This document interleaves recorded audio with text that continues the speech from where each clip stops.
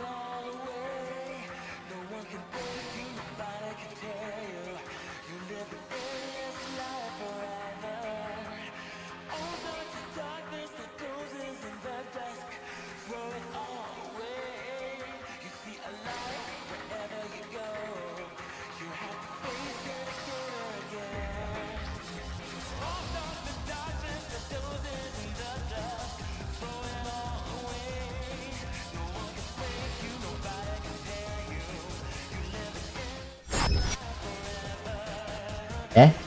Eh? Okay. Hi everybody. It's time for a Just Working stream. And by that, I mean I'm gonna be stuck in Unity helpful. So you may have to mind the fact that I'm gonna be stuck here for a while. This is a little bit different to last time's stream. Hi Tetsu, how you doing? Are you satisfied with your brain rot, good sir? Oh, this song. Were you satisfied with the brain rot, good sir? I don't think you were. It's a good try nonetheless. There you go. So yeah, the agenda today is to... Do I still have my fucking... I still have my reverb on. I still have my reverb on. Awesome sauce. Eh? None there. Eh? None there. Oh, I've shrunk. Okay, hold on, we can fix that real quick. I love my tracking. It's autumn toss. There you go. Okay. Put on my jacket real quick. Still button redeems. That. There you go. Cool. While I'm doing that, I'm gonna be mainly working on my model stuff. I made like a little sticky note here that tells me what I need to do. So I'll be mainly working on that, or just yapping to myself about the process. So let's get that started, shall we? Right. The first thing, brain rot was fun, but yeah, what more wouldn't hurt. But your guys' stream, so I'll wait patiently. Technically, D&D is part of my workload, but right now you're probably the most fulfilled person part of the group. I still got Storm's hen to her know about. Why can you see that? Hold on. Hold on. Save. You're not meant to see that. Okay, yeah, there you go. It's gone now. Yeah, still got Storm's Rainwatt to go through, so that's something nice to have. I did give you like 4 questions, and you like kind of like wrote as much as you want. That's always fun to do. Right now, my goal in Unity is to figure out how to get my visor to glow when I'm talking. Because it's hard to notice when I'm talking because I have a full mask on, right? So I figured why not trying a full mask to light up when I talk, which is a very neat idea that I want to try implementing. So that's something I want to try and endeavor for the future. Should be easy to replicate, but let's just see how it goes. Just gonna check my mask features first. So on my red visor, it seems fine. Let me double check the properties of the material here. And on the material, the emission should be just white. No, it's red. And here's my second emission mask. Is it this one? No, it's not this one. Which one ought to be that? I think it's color, isn't it? Oh yeah, no, it's color. Okay. So I'm using color for my red one. Okay. And then over towards my blue visor, I'm using... Let's go check what I'm using.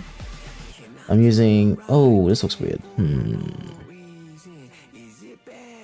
Okay. I think I've messed up the textures for my blue mask. Let's go figure that out, shall we? So why is it doing this effect? I want to do this properly. Show and explore, open this Clip Studio Paint. Oh, Clip Studio Paint, open up. Once that got open, I can go ahead and start editing this PNG file that I have myself. Right now, it looks a bit strange in the way it's presenting itself when I open up the mask properties, and the fact that it makes my entire mask go weird. I wanna... I should do that, yeah. If I do that, I'll just hide my face and hair for now, just make it easy for myself. There you go. It makes my entire mask red, which is really funny to see. There's a property I can change this to only just the specific part I want. Emission's a weird part of this entire process.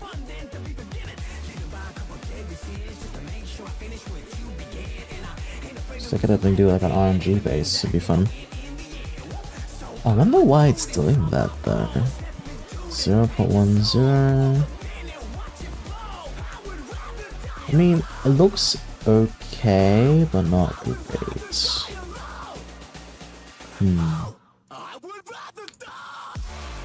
Put this here.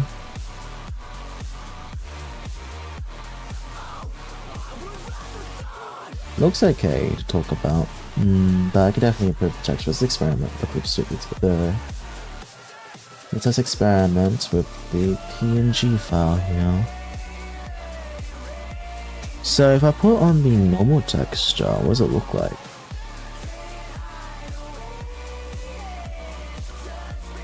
The entire model goes.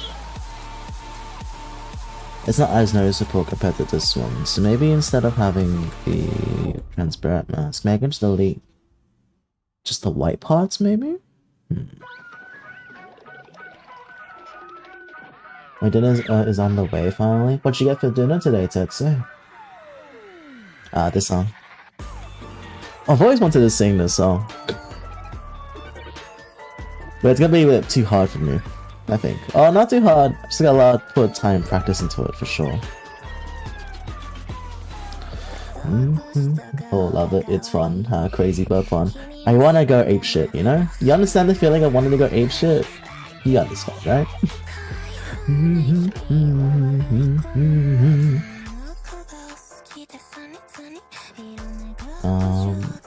dinner is little. Oh, what's... So did you decide to do... What were the results of your Donathon challenge week? Was it noodles all week? Noodles all week or soup all week? I know those like the two final contenders, because I tried suggesting sushi and that didn't work out.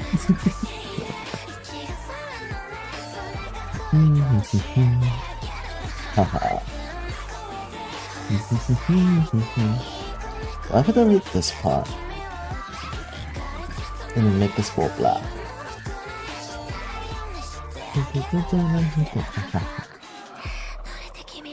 Oh, I see the problem. It's a bit finicky. Oh no, it's supposed to be paused, but you know, my mum kept making me lunch. That's nice to say at the very least. How do I go about making this glow? How would I want to make my blue mask glow? Do I want the white part to glow, or the black part with the blue lines to glow? Let's see, let's experiment. So I'm gonna get the white part available into my PNG mask. What if I delete just the white? And cover this part with black.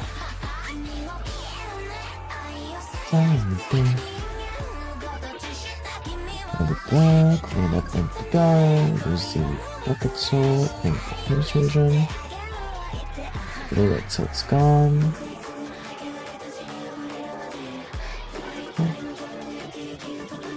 Cool. Export this as another PNG file.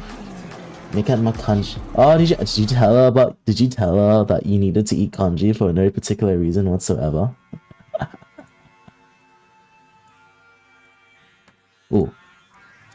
Oh, wait, this song. Oh, this song. I love Ahmed Core. Nah, she happened to suggest, and I said yes. Oh, convenient. I think I can kill this song. When I listen to this song, I get ideas of looking at Tarnams, or I get ideas looking at Storm for this song. This could also fit Rooster. But it's just the vibe more than like the lyrics. But if you look it up, you can definitely look at the lyrics. I just love Ahmed Core. Big Mecha, Big Mecha. What song is this again? Let's bring up the... Let's make my little music bot music player bigger, just for the sake of the clarity.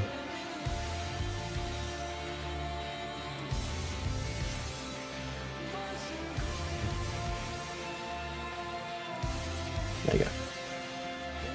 Because I am the convenience streamer. I have the power. Power.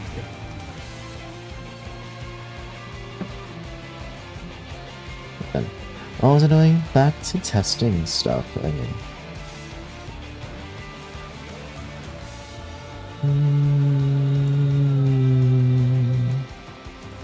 Alright, let's try this out, the mask and emission property. I'm gonna play around the emissions.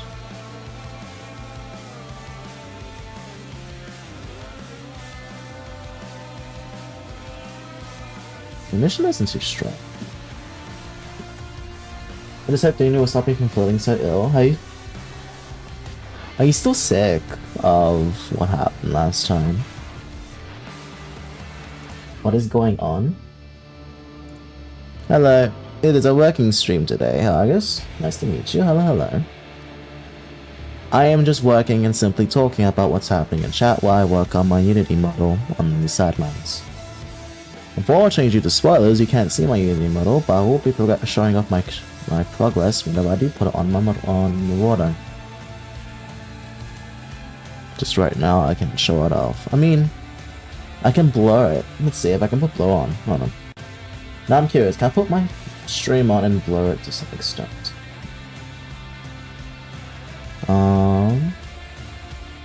No longer physically everything. Window capture. Let's try doing this as a Unity. Unity. Then something out here. Is that do I have a blur feature? Blur filter. Audio filter, effect filter, blah blah blah blah blah. Is sharpen. Which blend? No.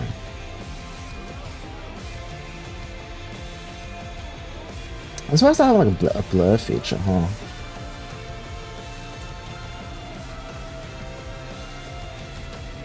And then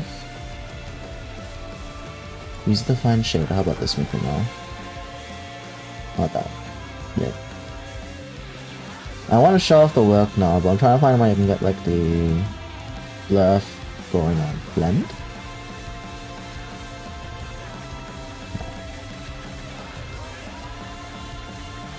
Office nightmares too. I happened to nap again earlier. Man, something feels off. Do you need another? Do you need another command word to trigger? Color correction, color cut, crop and pad, over HDR, tone, buffering. And this one. I think it's quickly find like OBS blur feature.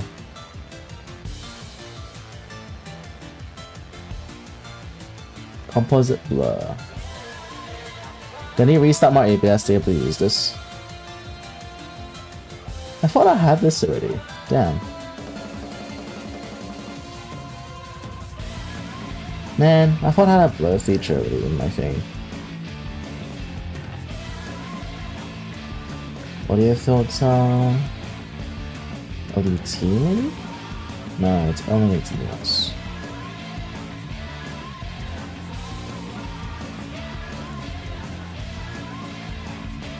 I may really need something to do. I already slept while sleeping in water. This is your first rest day in a long bloody time, man. So I imagine your brain's a bit more confused as to why you're doing this kind of thing. Smart filter, sharpen, scroll, scaling action, render delay, limit queue.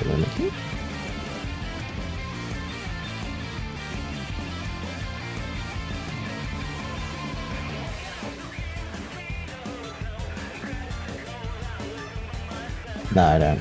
I think if I install a blur, it won't work properly. Oh, I'm ready.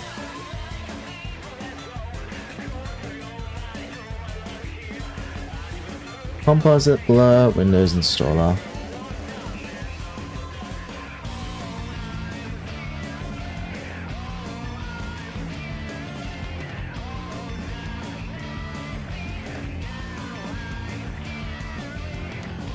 If I install this while my OBS is running, will it break it? What is the best app to create your avatar? Okay. Mr. Argus, there is an app on Steam called VRoid Studio that I use. If you look up VRoid Studio, right, that's basically the best app to use to make avatars and such. That, or you can go onto a Japanese website called Booth and just buy a model instead, if you have the money or means to. Hello, Hime. Let's go install this real quick.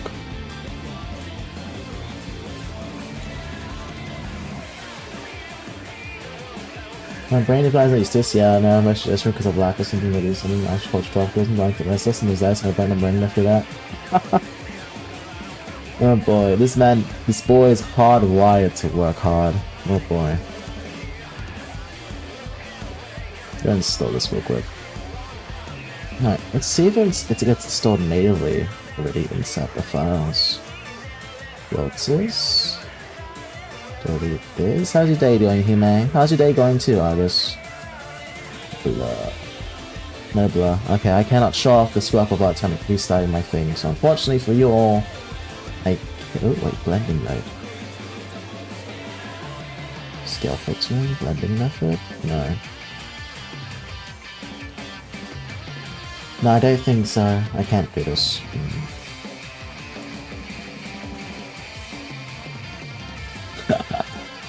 Nah, I can't do that. Nah, I don't think so. I can't put this screen on, unfortunately. You cannot see what I'm working on. Without having me to restart the entire program itself. Went to Bangkok to some friends. Oh, going to the city. How'd you have fun? Did you go shopping? Did you buy stuff? How much money did you have? Did you have enough money? Do you want me to send you money? I don't think I show that. Actually, shading properly is used here. Why does it work like this though? That's so weird. It's like everything outside works well, but inside... Let me edit this one maybe. Let's work on... Get the pictures up. Which one is it? The mask one? This one. Why is this one so strange? Is there something I'm missing here?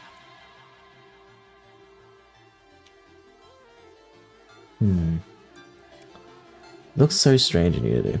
Very strange in Unity. I had some, I don't shop. Oh, okay, did you eat good food then in that case?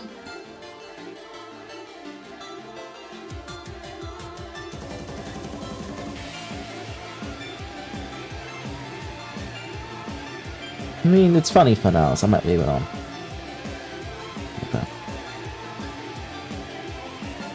Oh wait, this has natively in there already. So what if I... No, it doesn't have the texture though. It doesn't have the texture already in there, so I might have to re-export it. The noodles was super good. That's nice to hear. Good stuff, good stuff. Alright. I make it to the eye mask is needed, leave the color I want it to glow for now.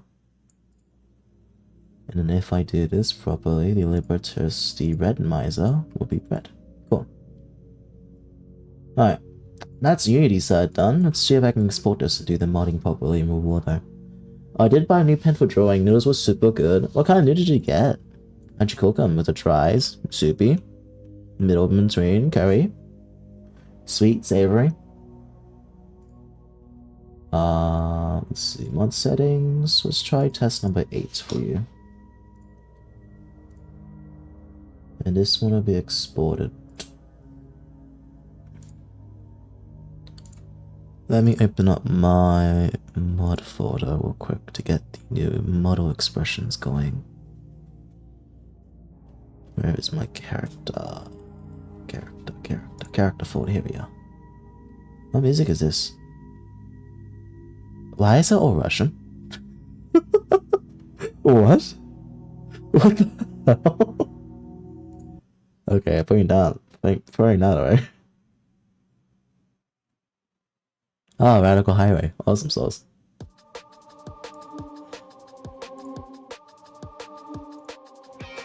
Alright, exporting my model right now so I can put it into a water to test out the glowing properties so that whenever I talk, I get to speak while my mask glows. Isn't that fun? Russian son was a sleeper Asian. I start talking in a Russian accent now. I have to talk it constantly. Dry red pork noodle. Oh, that's not good. Never had that before, though. I want to try that out. That sounds fun to try out. That's what's up. What does it look like? Is it like a big portion? Did you get a big portion? Like how big we're talking? Like a pot or like a small bowl? I imagine Tsu's portion sizes are very small. So the idea of like you eating like a small bowl of like pork and like a little bit of noodles sounds funny to me. Let's see, here's running test number 8 to let me try out the new model. Let's do this. Ah, it glows red, alright. Let's check out my other visor. It is blue. Much more pronounced. I think I'm liking the outline of it. Okay.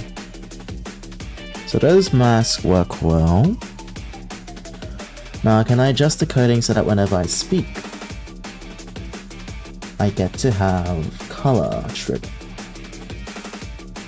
Good then. So what I'm aiming for is the color on my red one. So I want it to fluctuate between one color and the other color.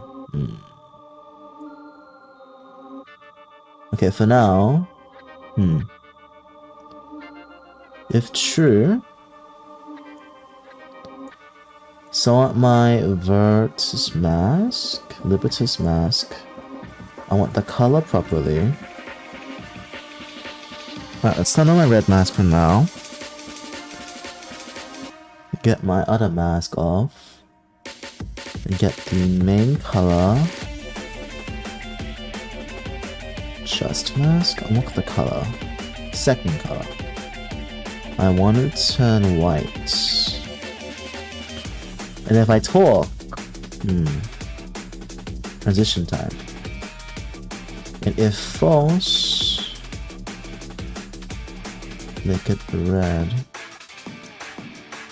Mama, nice looking, thank you. Now we get red going, huh? Okay. Oh! It's more snappier.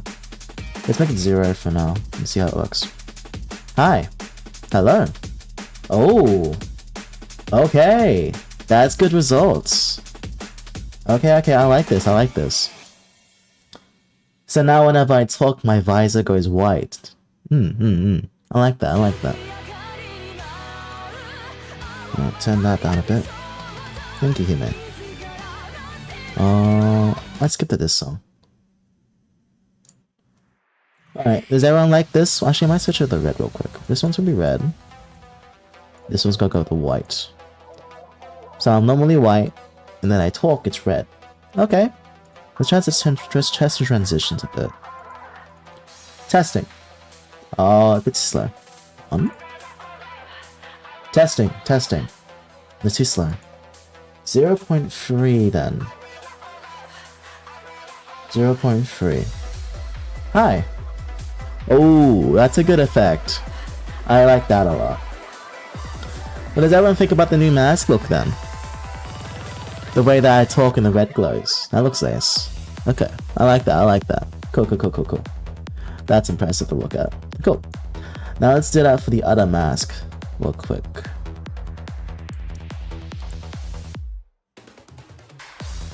Alright, this mask works. Let's go to the other mask real quick to improve communication. Alright, this one is next gonna be for the other mask, which is gonna be the mask here. And the mask here. Alright, let's put on my October mask, take off the red mask. So normally it's very bright blue. I want it turned off completely. Let's see. What color? I'm looking for emissions. So emission map. Glow. Add cap. Rim. Emissive freak? Okay, go back up maybe. Emission color, maybe I need it. Here it is. So emission color. Maybe not that one. Emission color, emission map, color, base color. Should be this one though, unless I'm using the wrong mask. Carbon mask. It should be mask. Oh no, it is my mask. What? So is it carbon then? Oh, it is carbon. Eh? No wonder it's been confusing. Okay, carbon here, carbon here. Then make it blue. Target's gonna be blue. Ooh. Okay, it keeps talking for me. So go back to black. So when I talk, I want it to glow. Here. Okay, there we go. So that's more noticeable now. Okay, I'm enjoying that. Okay. What do you think of the new glowing mask? Anybody? I think I enjoyed it a lot. Definitely improves the visual clarity whenever I am speaking. That's for certain. Although it picks up all the sound I do, so like... it does pick up all the sound I do. So maybe that could be an improvement. Alright, let's just fine tune it a bit better. Maybe improve the color quality. I don't want it too bright, but I'm also fine with making it bright. Test. I like it here. Why not? That's enjoyable to an extreme extent. Yeah, I can see that. Cool. Alright, that's improvement. That's an improvement. Like it. So I like to say that the color mask is now done. Let's start out and go next towards dancing. Alright, let's go add more dances to myself, shall we? Let's do it one by one. Or should I code the current dances I have right now to a proper set? Do I want more dances or should I do the YouTube set? I think I'm happy with the... Yeah, I think I'm happy with the dances. Let's just code the YouTube dancing, shall we? Alright, let's move that down. Move over towards coding the YouTube side of things. So that the YouTube chat can actually interact with me to some degree. Okay. So this is gonna mainly be streamer bot interaction sided. Okay, let's do this. YouTube side coding. YouTube dance. What about YouTube in general? Can't rename it, can I?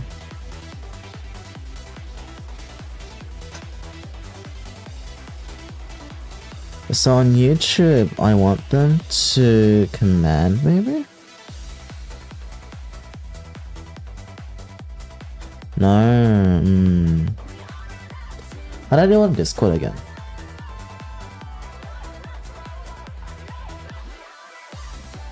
There we go. Yeah, okay.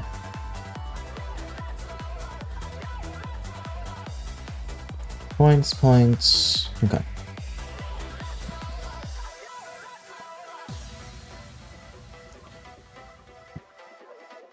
Okay, let's see.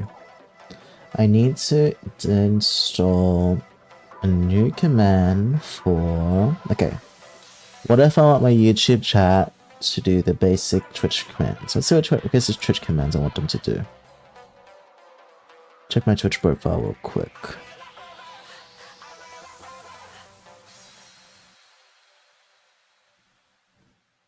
Right.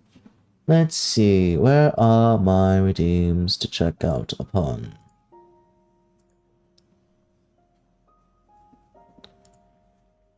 Alright, what's the first redeem I see on my end? Hydrate redeem. Okay, let's try plugging in a hydrate redeem for YouTube side.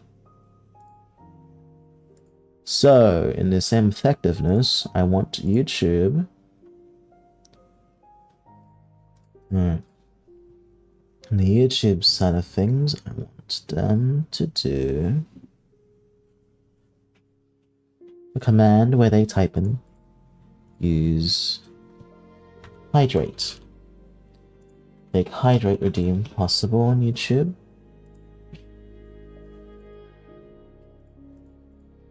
Yep, seems fine. It's a little dark. Interesting. There you go. So I want a hydrate redeem going. Okay. How do I go about doing this? First, report the user's points. Give a user specific redeem.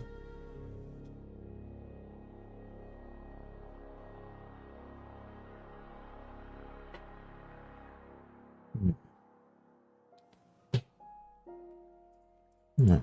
Let's just duplicate this real quick. The trigger will be the hydrate redeem. This will be a command triggered, be water. Slash hydrate. There we go. And hopefully this works the YouTube chat side too.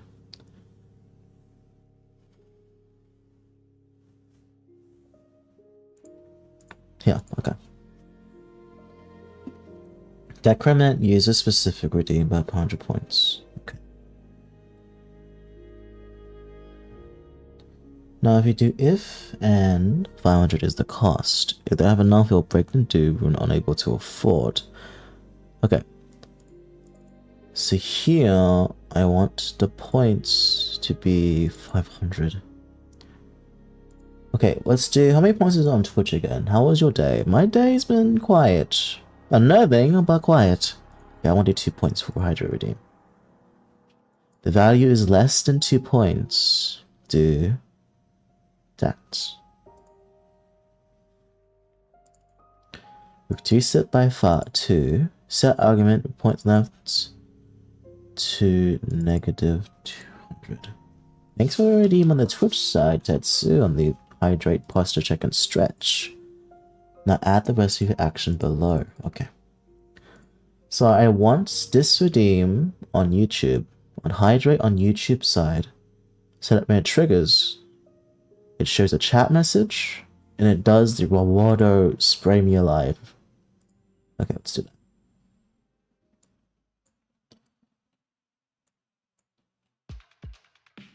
So let's get this going. Oh, it's my favorite song. Ruby. Yay.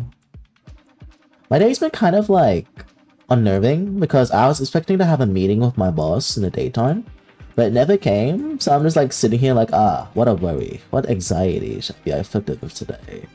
So much fun. Streamable? Yeah, I need to do a command in terms of. It's a camera WebSocket, is it? Yeah, it's camera WebSockets usually. But I want it on a command trigger rather than like a border. Pet book pod. Thanks for the head pat, Tatsu. So on trigger, I needed to send out a signal. Here, this is it. This is the on WebSocket was signal. This is one I'm looking for. So around here. No.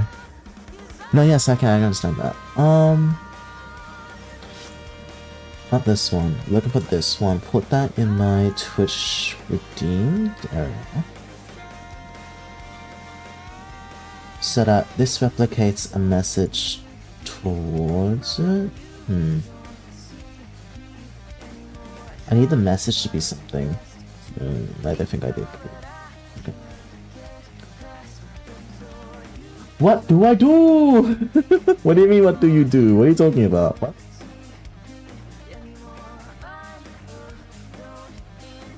Not that one. WebSocket. Raw message, WebSocket action. I want StreamerBot to locate and communicate with my Rewardo. StreamerBot, Rewardo, communication. Is that even possible?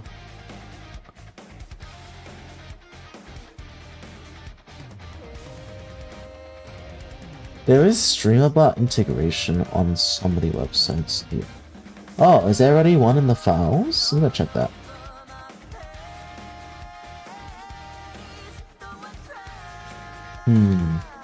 If there was a character, if any of you have characters that have like really high imposter syndrome or like really despairing moments, this song helps you brain rot into that, because I can definitely feel it in me. I lose my sight. Stream activation. Here we go.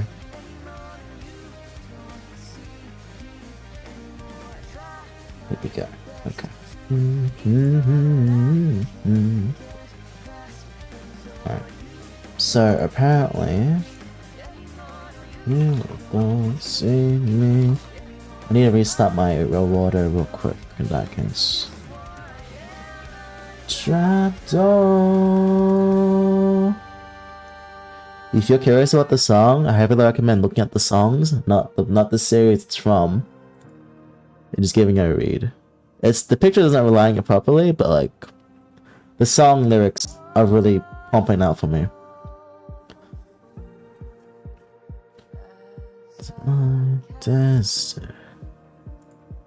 Because the song is all mainly about the fact that your destiny, your perceived destiny, your future yourself of the character in the series has been so flipped and turned upside down and feels so hopeless that they don't know if they're actually like a real human being anymore, or like if they are providing worth to the team around them, or like doing actually their part.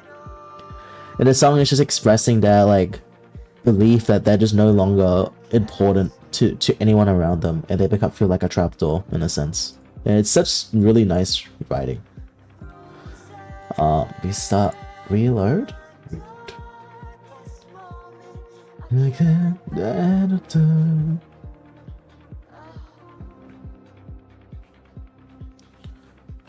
There we go. I'm shorter now. Okay, I guess I should avoid that song. It's very heavy. It's very heavy, like depressing vibes. That you shouldn't do. You don't even want to check it out. You don't want to pick anyone for that. Your dinner's here. Yippee! Alright. Let's see. This is End of Lilies. I want to switch over towards... What's a good song? There was... This one. Oh, this one. I'm sick from driving in the rain. Aww. Are you on your motorcycle? Or a car? Alright. Stream... No. I'm looking for streamer bot. I'm stupid. Also, I need to align the music again just in case you do the damn thing. Better back. Do you not... Aww. I hope you recover well fast, because that sucks to get a cold from driving. None there. Let's get default. Use default. Okay. Alright. On stream about action. Okay. I need to figure out the syntax for this. How do I figure out the syntax for this? Streamer bot. This plugin aims to connect water with streamer bot. Note, do this streamer. Anything from streamer bot from water and no streamer bot increments to structure strings. Notes. To make setting increment, you can also use the string pair dictionary plugin. To make sure your answer is running in range circle setting, add the streamer asset to your scene and convert the IP address and IP port. Streamer asset to your scene? Oh. Oh, I need an asset on the scene? Interesting. Okay, let's do that real quick. Matters, motion, anchor, moving blueprint, camera rig, read text. Is that an asset here that has it? Here it is. Alright, let's check this stream about integration real quick. Should make this smaller too. Let's do servers and clients. It should be 8080 then.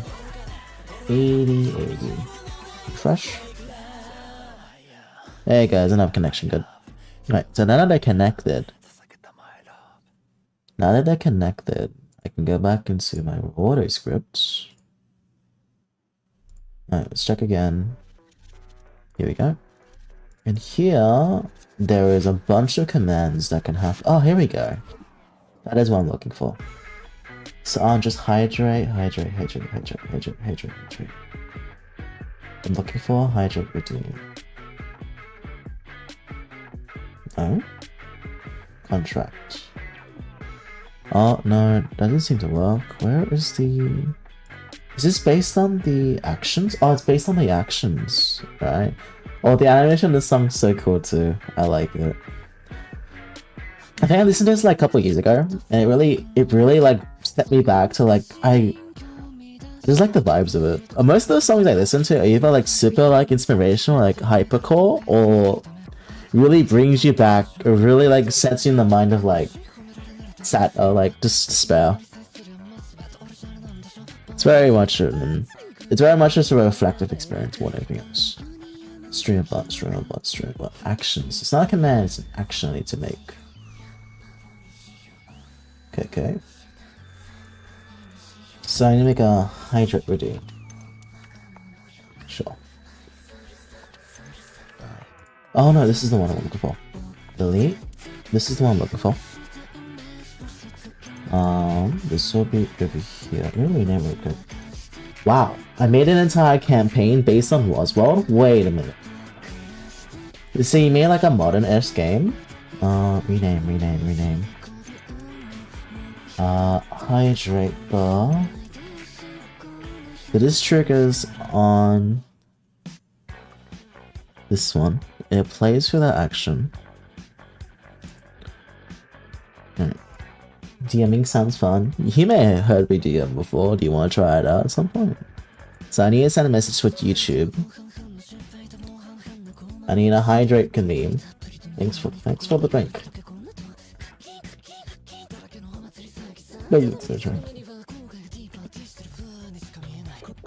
Yeah, tiger face.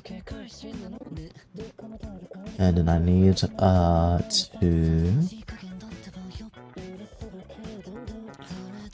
just a message for now, I guess. Okay. It was on family base still, but characters appear at mana. I've been just for D&D info to my friend group. Read the word, but make your friends play pretend. Don't be shy now. Don't be shy now.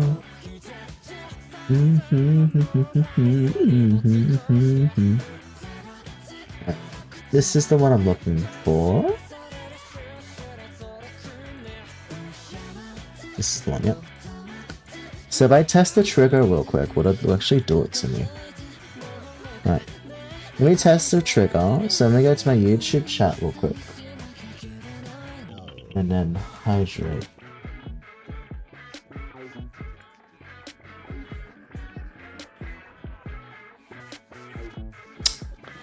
Nope, didn't work. Okay.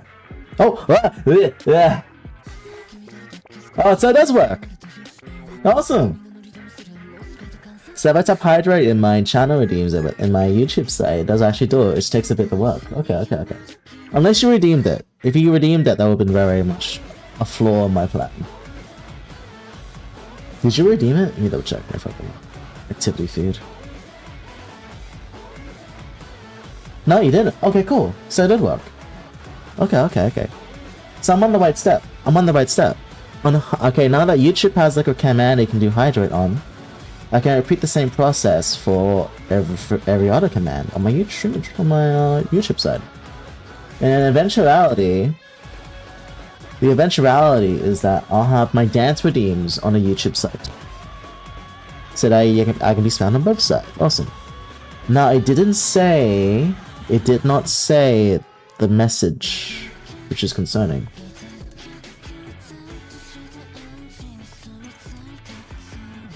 It didn't say the message I wanted to say, so let me just double check the... Thanks for the drink client. Let's just test it real quick. Test trigger.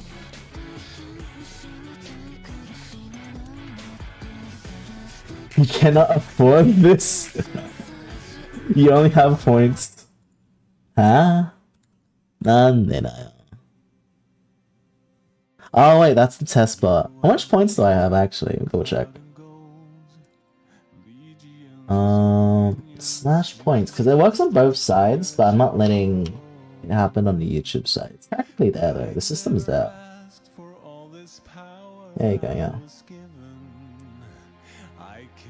It's just that for the point system on Twitch, I don't want to go use it because there's already redeems and hydrates and stuff for Twitch. But I'm mainly using it for YouTube. But the code is there for Twitch side too. So I have 520.50. He may have 4155, yeah. If you got a YouTube side, it might be less because you don't have YouTube, but it's made for YouTube. It's like you gain amount of points equal to... Let me double check how much you get.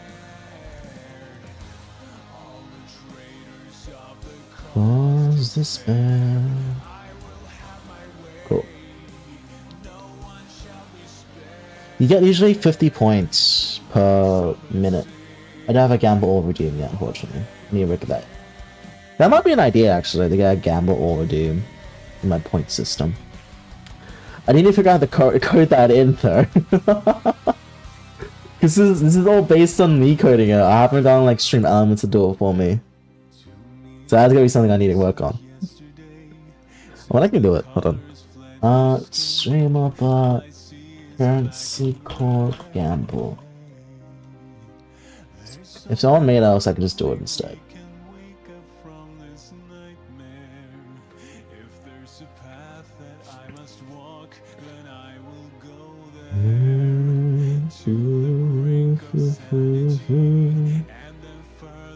There is a gamble mechanic, but it doesn't use the bot the point system we're using at the moment, so I do have to delete the point currency system.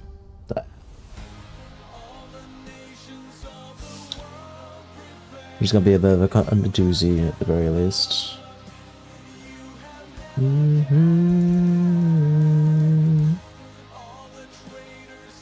There goes the spell. What shall be spared? Sing of the king.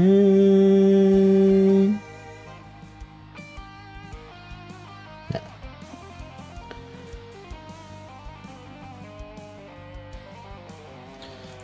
Alright. I might need to get 2 different point systems just for each one, but that's gonna be very confusing to do. How unfortunate that the gambler cannot have a gambling mechanic in his chat. Okay, let's do the rest. Let's do the other redeems for stretch and posture check.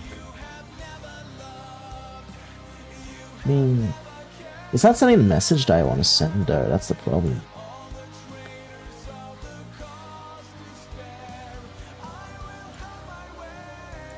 That's sending a message.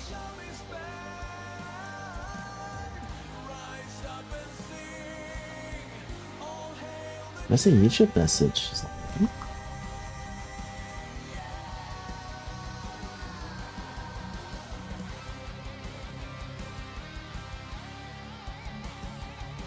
Broadcast. Oh, yeah, let's try one more time.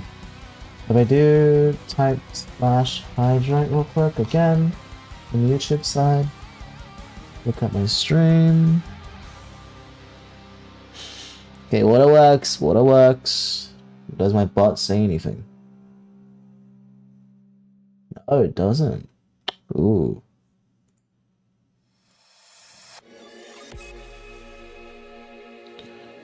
Why does it not say anything?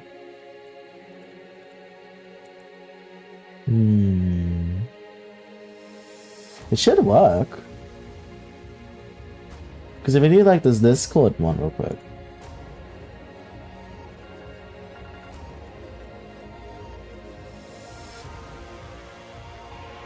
Oh wait, why is it not working? What? Oh wait, what? Why is it not working? Nande.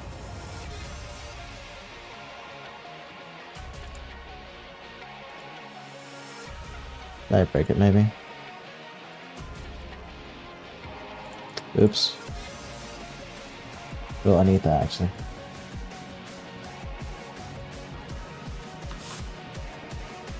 Why is my thing not letting me say it? Unless my chat box doesn't show it. Hold on. Oh. I didn't even notice that bot being there, that's crazy. Hold on, I'm gonna check my YouTube side real quick.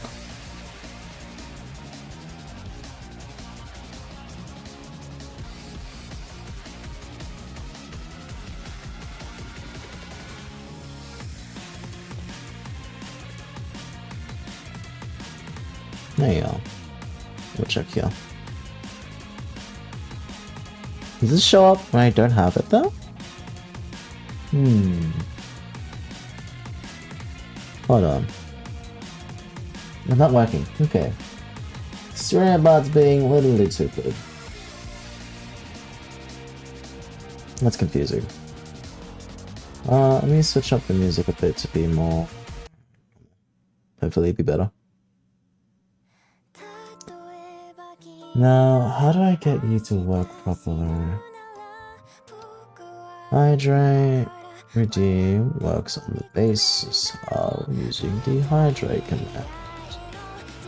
Cool. Delete this one, don't need that. Now, how do I get you to work with what I want? You need to send me a message. Just let me send their message. Actually, my Discord command doesn't even work either. Why is that working? Oh, my Discord command's missing. Ah, right.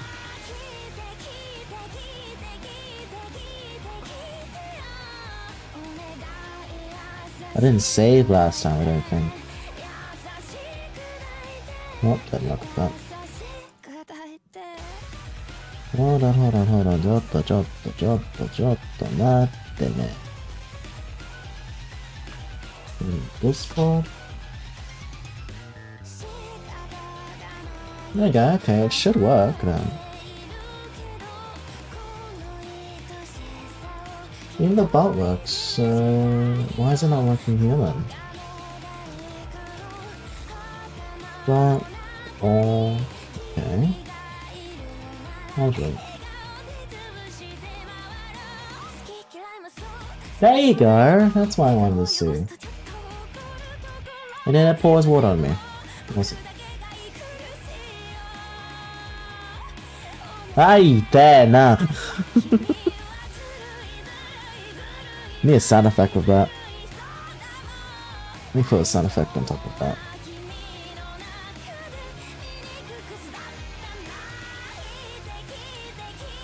Sound effect that? I don't listen.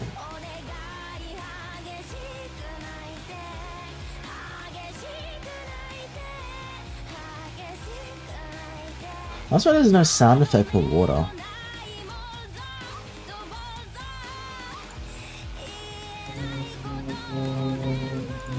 Let me turn on the music just a tiny bit.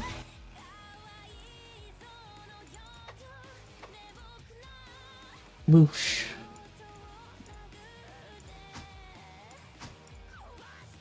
I need a water pour sound effect. Hold on. Water pour sound effect.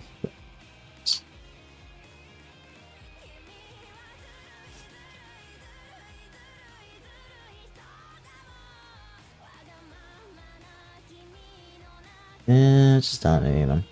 There we go.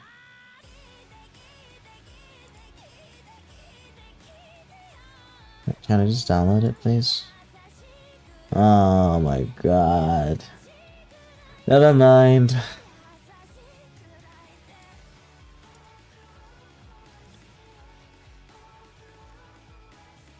I just want to download water pouring. Is that too much to ask now?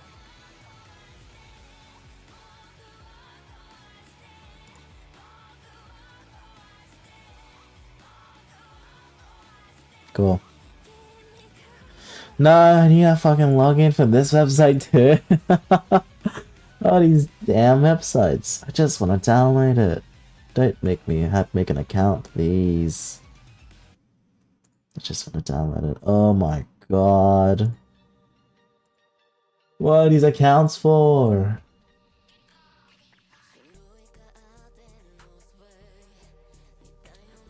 Please, I don't want to download anything. Okay, thank you so much. That's why I want it. That's why I want it. Open sounds folder. There we go.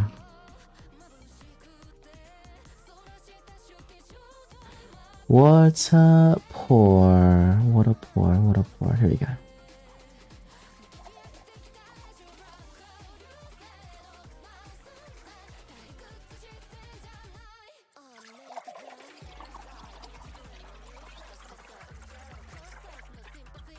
Cool.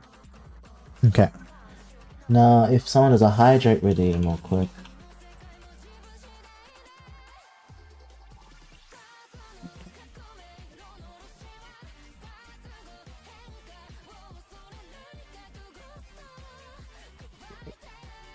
Wait. Where was the damn sound? Where was the damn sound?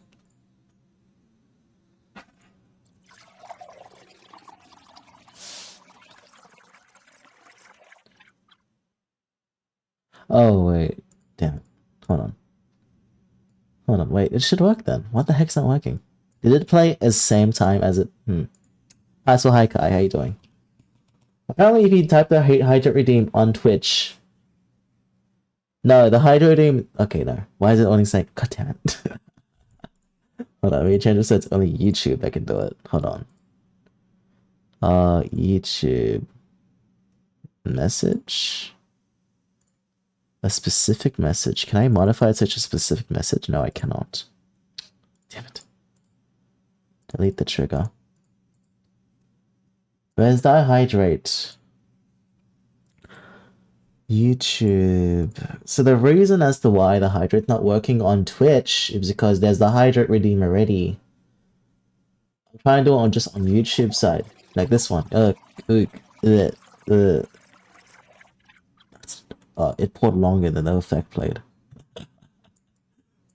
What's the length of that? Hold on. Roughness, metallic, surface tension. If you're on YouTube, it's fine. It's just... Stop, wait, time, please no. So let's do... 6 seconds, maybe?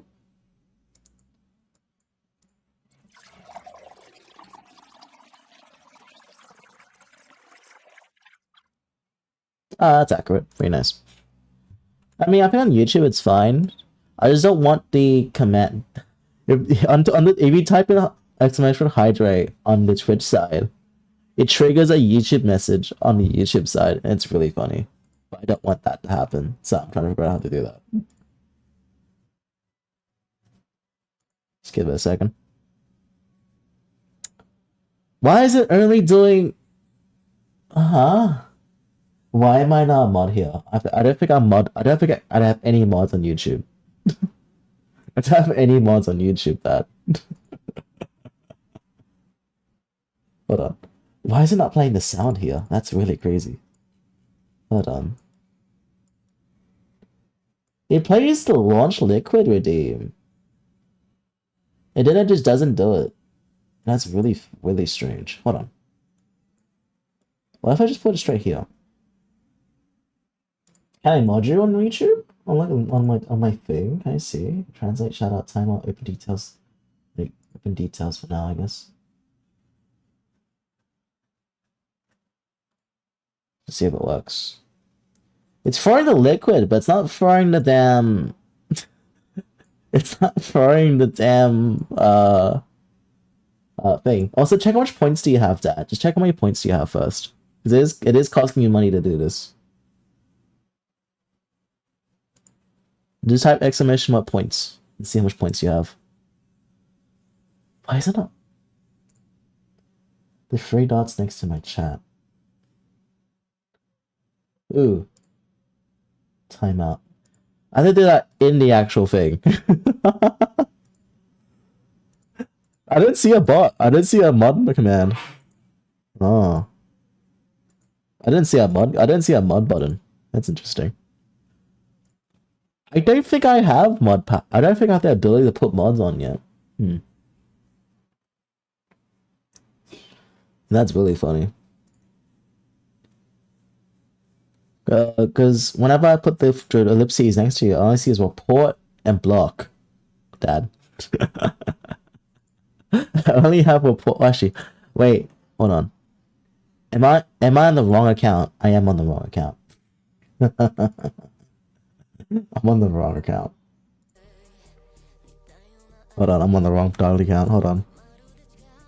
I'm stupid.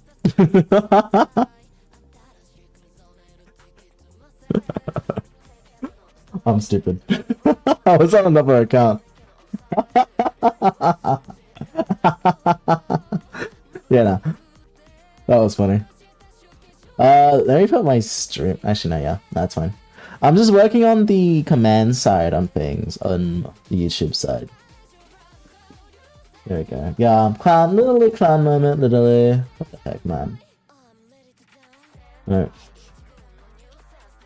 So I don't want Twitch to trigger it at all.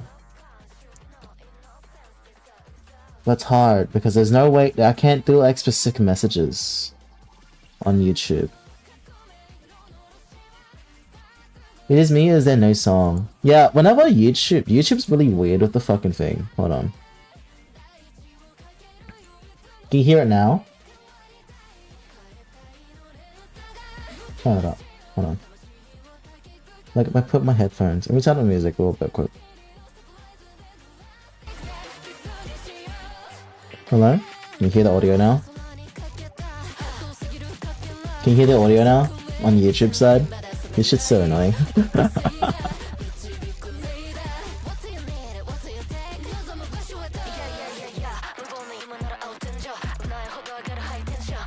Yeah, I hear it. Okay. Let's have it on there for now.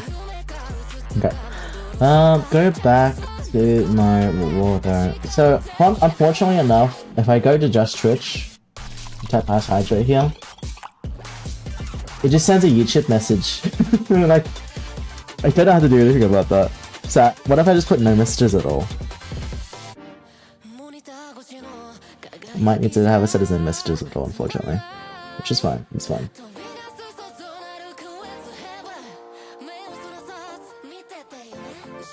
But that does mean that Twitch users burn away at the command points on the Twitch side. Ooh. I mean, if it's only on hydrate here, right? I mean, I guess that's their fault. Wait, can a Twitch user burn their points here? Hold on, close it out. If you tap past hydrate here, is it burning?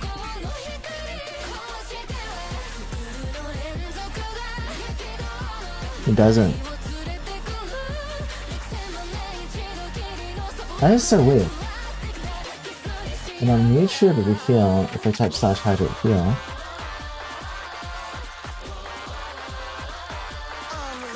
okay, it does work here. Why does it work here?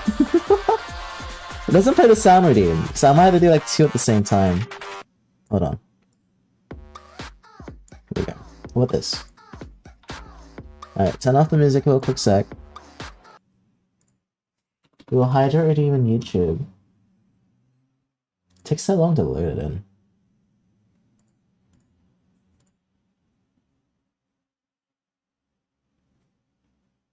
Anything? Oh, it's not even playing the sound. What the heck? Why? Hold on. Does this sound work on you guys? I press it?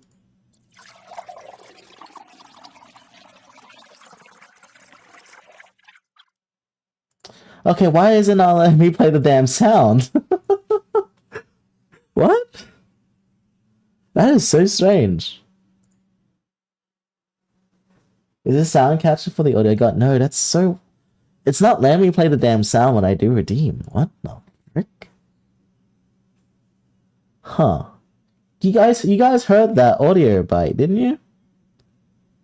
You guys heard the audio bite just then.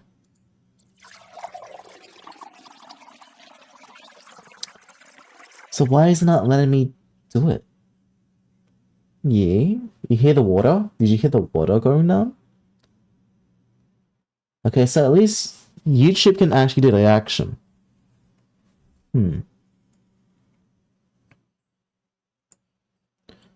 But it's not letting me do it on the YouTube side. That's so weird.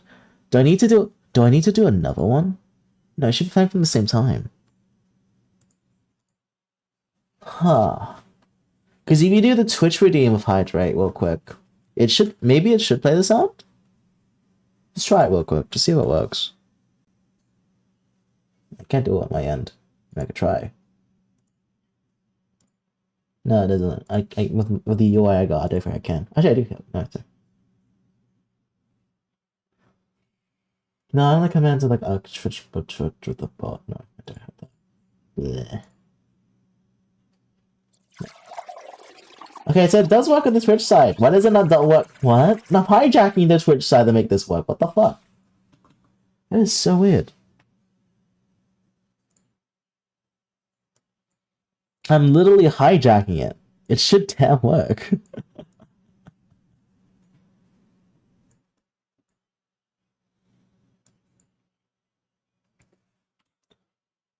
Is it because it's taking too long, maybe? It is a bit slow between StreamerBot and like doing it on YouTube.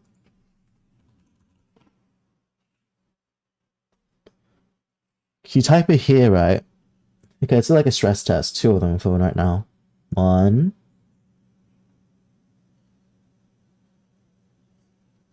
Anything? Nothing? Because this could easily, because there's dual stream, potentially, but it's really damn strange. Hold on. Because I think there's a delay between the StreamerBot server and like the I do imagine there's a bit of a delay with like the server of my StreamerBot versus the rewarder. They try to communicate on the same Wi-Fi, and so like that's kind of like the issue here. I don't think it's the multi-stream. I think it's just the communication between my StreamerBot and my rewarder is a bit slow. So whenever it does want to do an action, it's a bit funny. Okay. Let me try coding in another redeem so that YouTube can try doing another redeem on making me dance, for example. So duplicate. This will cost 1,000 points for now. Yep. So let's do 1,000.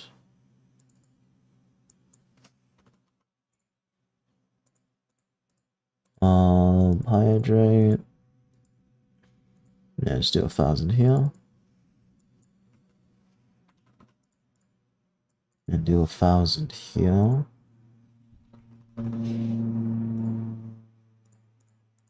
Okay.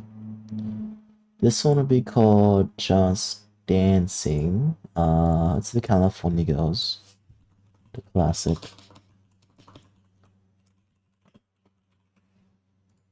And then this one, I'm gonna check my dance redeem, for example, YouTube. So I don't need YouTube. I don't even need YouTube dance anymore. That's not necessary. I can just delete that. I can just hijack my Twitch dancing. And I go over to my Twitch, my California Girls up here. I put in StreamerBot, do StreamerBot action based on, where is it? California Girls. So if I do this action, and then I want this redeem to be triggered with a new command called California Girls. Same thing applies here. Yes. So if I do a California Girls redeem right now, it should technically work.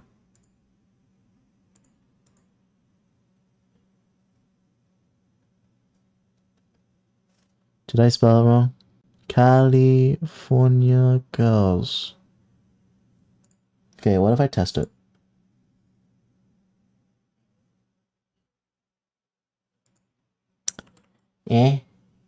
Nande.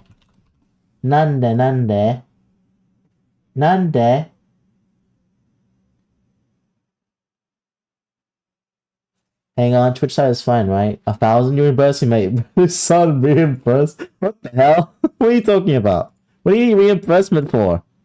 What did you do?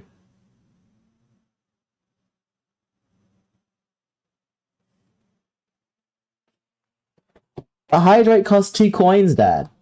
The dance costs 1,000. I'm still figuring out the dance. Put the music back on real quick. StreamYard's playing really slow.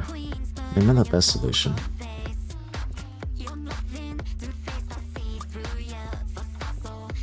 $2 coins is still money? What do you mean? You'll earn it for 5 a minute. You'll be fine, Dad. You're not losing money. Why is that not working? Did I spell for California Girls wrong maybe? Okay, no, I want to write a simple message of just... Let's do another test. No, right. Am I like, do I not have money? Cover Twitch. California Girls.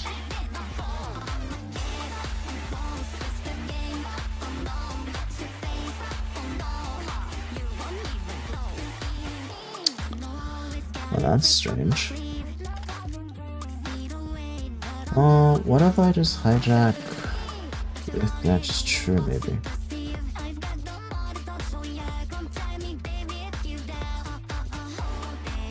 I mean, is the silver connection even working? Let's double check. It's connected, so it works. It's still money? Do you really want your 2 coins back? Set. Hold on. I need the commands wrap. Add points. Add points. This what? Nice. Your whole damn name's wrong.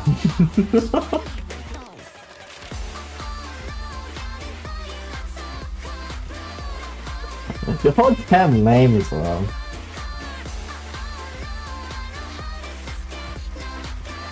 I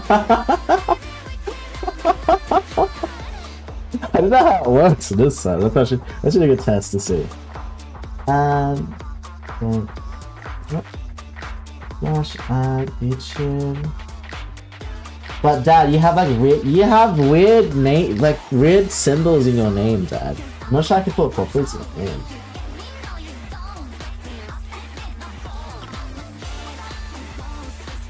Because I want to add myself, right? Add points. Name Byakkira 100,000. Like just said 1,000.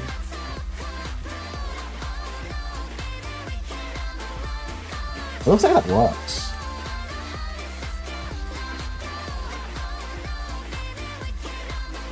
When I do it again.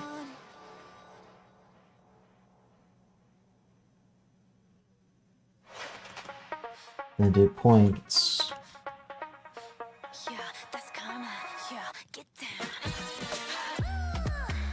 Oh, it doesn't work. Okay. What? That should work. What the heck? Why does it not work? What's happening here? Huh? How about add points just 100? Hello, Alice. How's your day going? I'm trying to figure out the points. The currency system on my streambot is so confusing. How's your day going, Alice? Yeah. Yeah, your JP brackets, dude. Well, are you talking about your Twitch points or YouTube points? That's the question.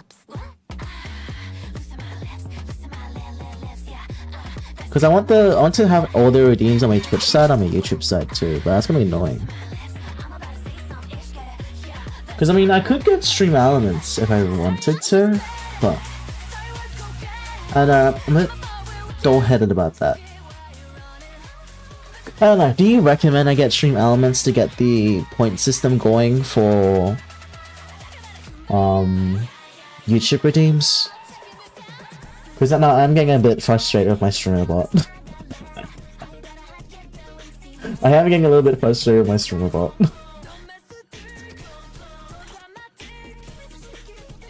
This is getting really annoying. But then there's like a little bit of like fun interactions here and there where I can put my...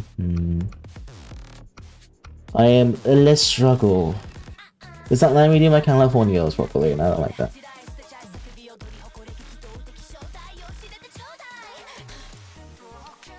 Is there any way I can make this communicate with...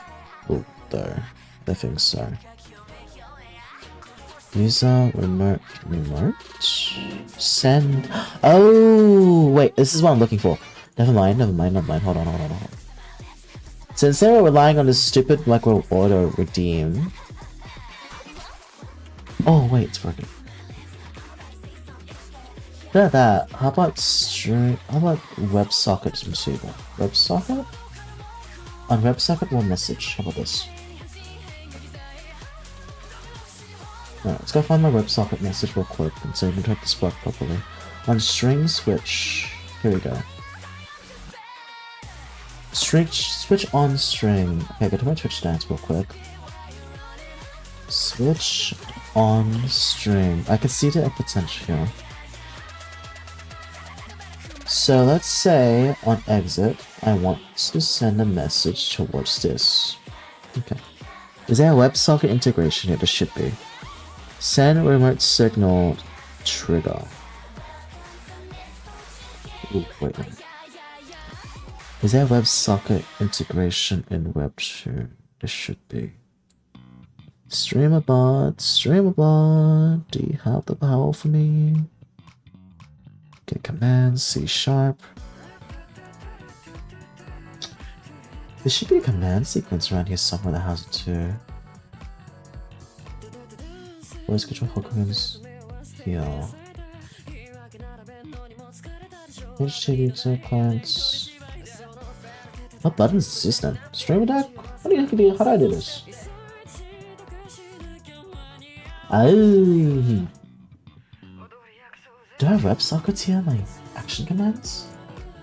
Have a good shower. Okay. Action queue actions. What can I do here? C# maybe? No, that's user command. Argument, action queues. Can I send a WebSocket message on StreamerBot? WebSocket message StreamerBot.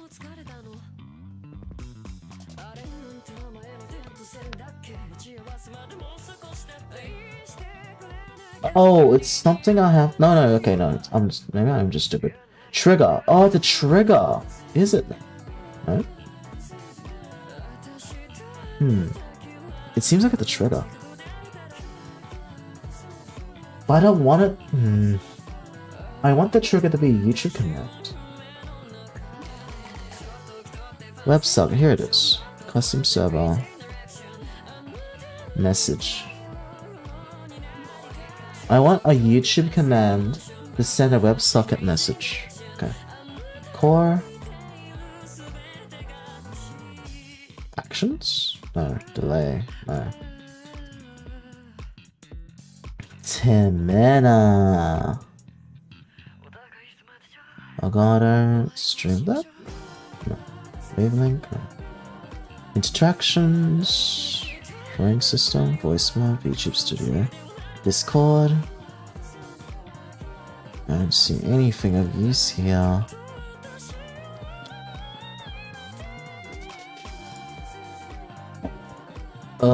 This is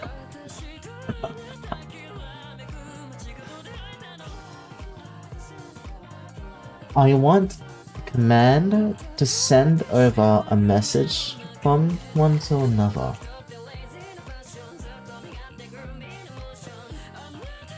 Oh god, confused.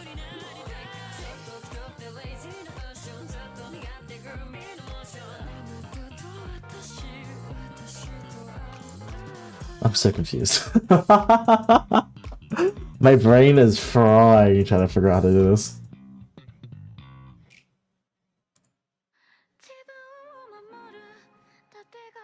God, my brain's frying.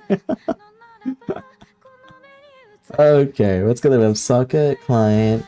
I want to receive a message. What up? Wait, what does that mean? Yeah. Hold on. Would I do like a feedback loop? That'd be crazy, but that.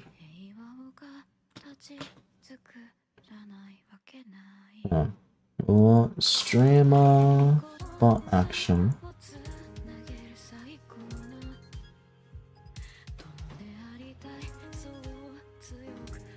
Right, let's try it again. Go to YouTube. Type in California Girls.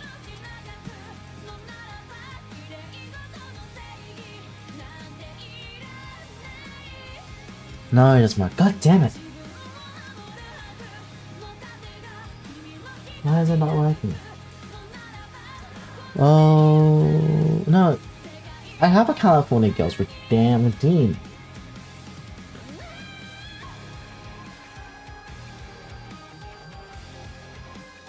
Why is it not working?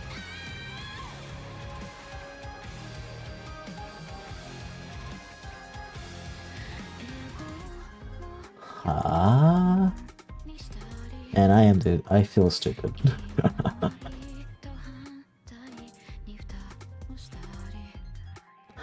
Wait a minute. Oh my god, I am stupid. It wasn't triggering on YouTube. Oh my god. Wait a minute. Wait a minute. Damn it. Hold on. It should work now.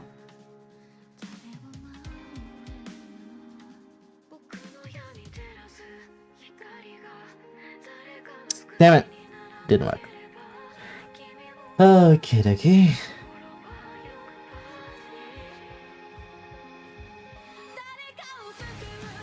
That's annoying. God damn it. Okay, why would I hide it one more time to see if it does anything? Why does this one work? Why does hydrate work but not like California girls? Is the code too complex? Is the code too goddamn complex? Okay, hydrate works. Why doesn't damn my other redeem? What? That is annoying.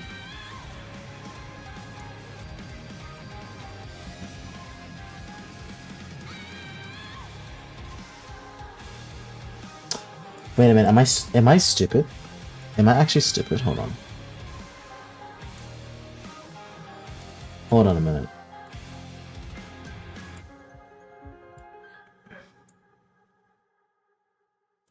Hold on. Am I actually stupid?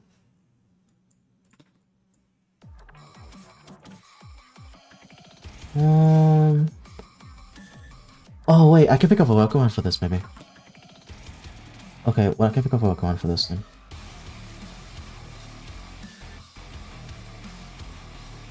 I think I'll definitely work around for this time. Oh damn. Utilities to put further in for true. The next ability over here so that the conditions are correct properly. The string will not be that. The message will be based on A. The message will just simply be California girls. Okay. Now, if I type in on YouTube message received California girls, it should technically play.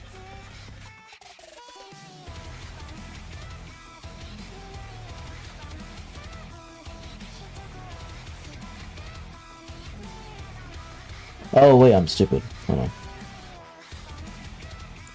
There we go. Okay.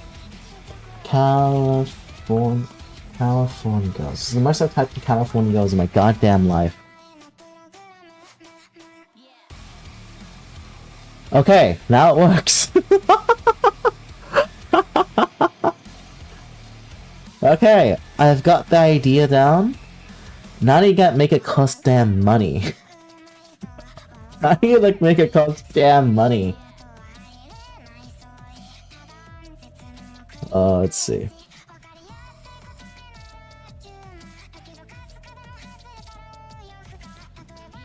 I'm back from dinner. Welcome back. Okay. So I got the YouTube redeem to work, but now I need the cost goddamn money. Now how do I go about doing it that so make sure that people don't spam it consistently over and over again about cost system? Delete that trigger for now. Hope your dinner was good. Hope your noodles were fine. Okay. I need to maybe do a filter system? No, that doesn't work.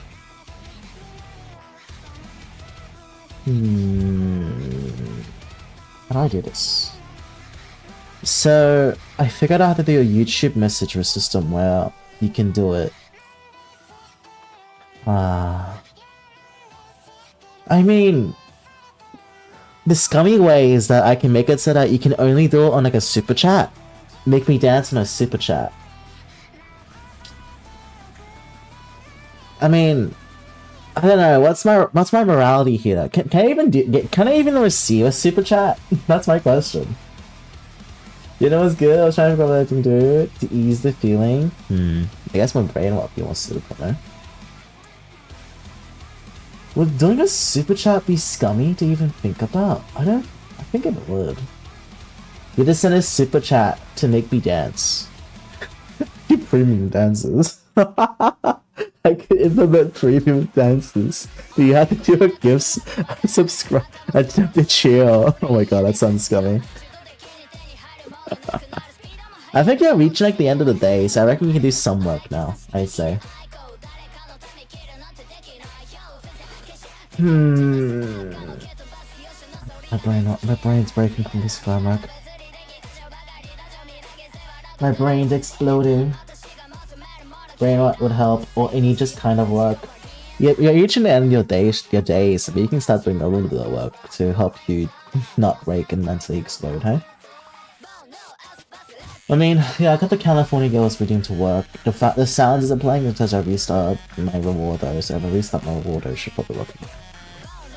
But I want a monetary system on that. Also, what do you think of my new mask colors? Whenever I talk, my mask glows. Does everyone like it? I need a reaction, else I'm gonna explode. Hime doesn't react well. He just said that's neat. I need someone to say something, else I'm gonna fucking blow up. Oh, thank you, Sexy.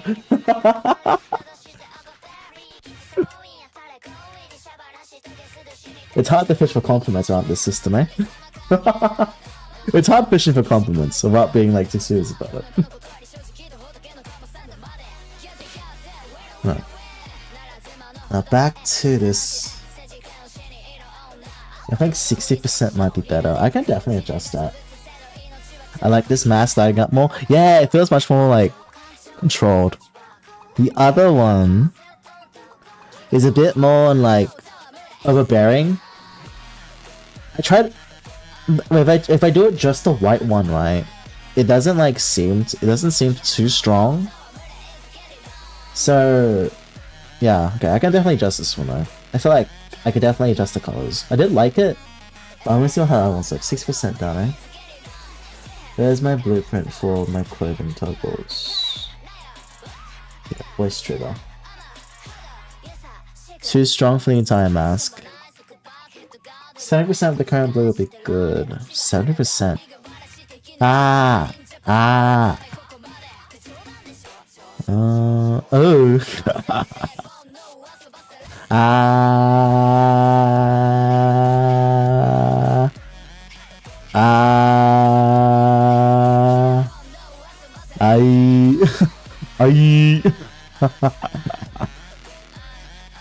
On anti-transparency, it might be a decent idea, hey? I lost the color. I lost the color. Bleh. Bleh.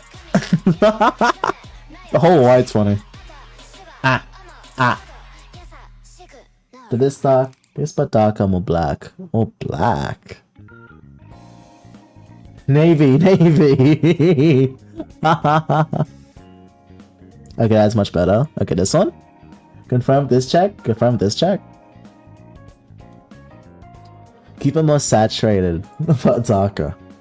Man, I'm stupid with colors. Saturated, huh? Saturated. It's hard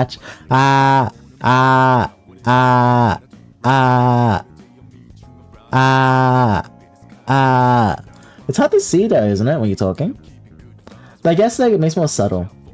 Maybe. Because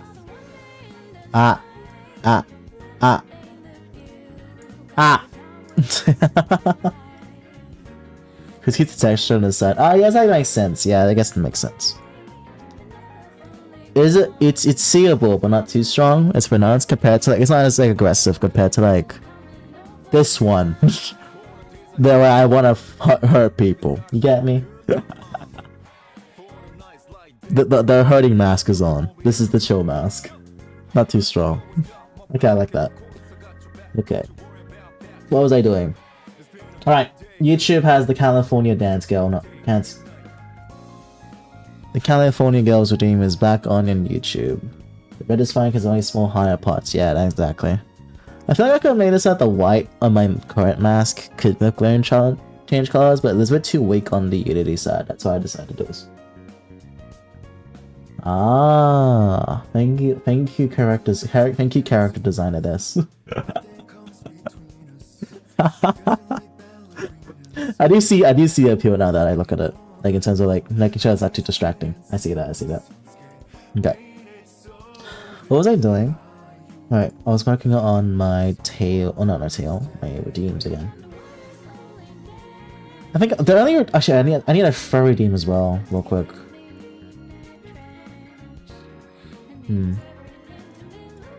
Let's get the fur redeem working too. How much is the fur redeem on Twitch again? I'm stupid. I forget things. Not this one. Not this one. Twitch. Here it is. How much does it cost again? Okay. The main appeal over there is just from you chucking shit at me, so maybe I can just do this instead.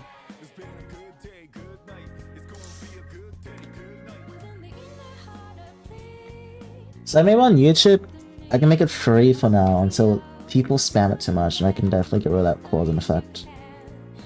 So now on Twitch, you can just type in snap redeem hydrate.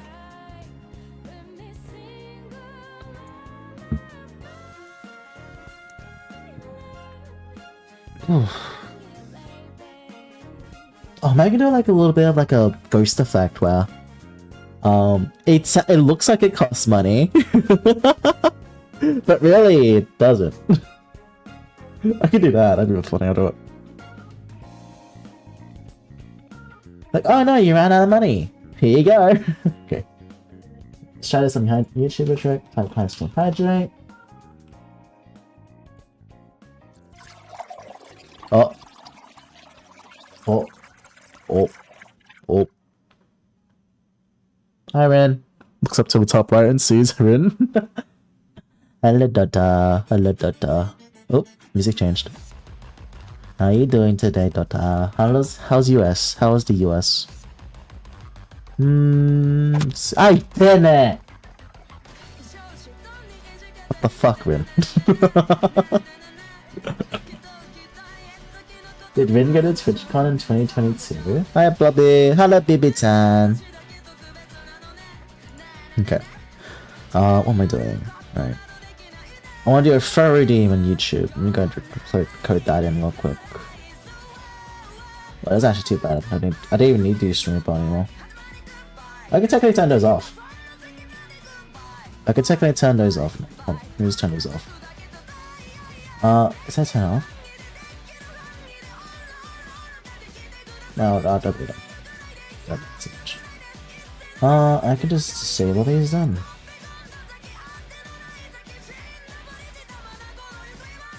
It's fun here, I'm finding jet lag all the time. Yes, yes, very nice. Okay. Let's do the fur redeem now on YouTube. Let's do this real quick. Boop, boop, boop, boop. Fur redeem, fur redeem. Where are you, fur redeem? Here it is. Can I work? Can I find a game to play or do I brain rot? Right.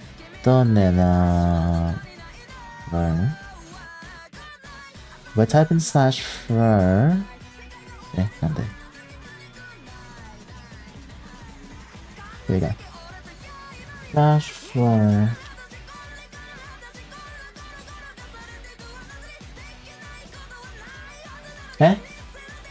Nande? Nande. That's a massive delay. Why is it so delayed on Twitch side? Why is it so damn delayed? What the heck?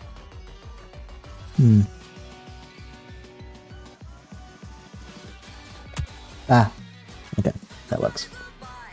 This YouTube side works well. I mean, Tetsu, we can always just swap. If you don't mind being on stream, we can just run some games together. I don't mind. Today's stream was kind of like a iffy. I can do what I want kind of stream, you know. I'm just gonna decide to work for a bit. We can do. I fulfilled like maybe like 2 out of 3 of my friends. I can. Okay. I don't mind working. Okay. I can do anything. Okay. Let's see. What work do you want to do? What games do you want to play? Or what do you want to see? What do I want to look at? He's fiending. I have 3 streams open. I'm pretty sure I'm pretty sure Alice's stream is soon, isn't it? And like, let's see. He was on the stream. I'm not paying a 10 out of 10 actually. Boy, you 10 out of 10. I don't see anyone else on the stream side. ER. I wanna play. You're in America though, you're not on your computer. You're not on your computer. You know what would be a funny game to play? How about me and Tetsu just run fast food sim and just practice for that? What if just me and Tetsu just run fast food sim for a bit?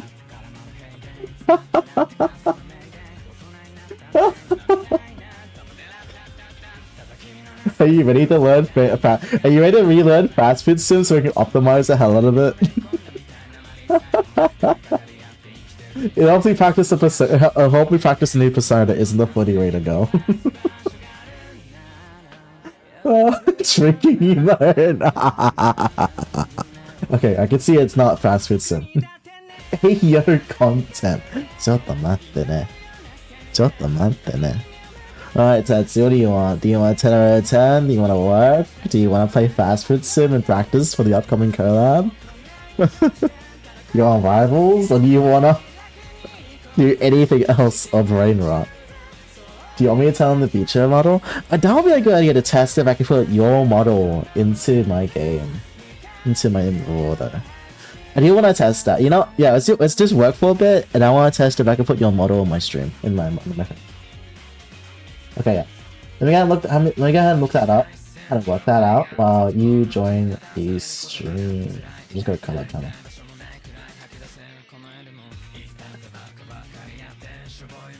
Let's see, collab channel.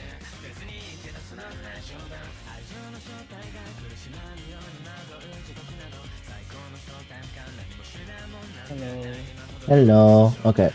Let's figure out how to put your model on my stream, and after that we can do a little bit of brain rot, and then after that we can play games. Let's see.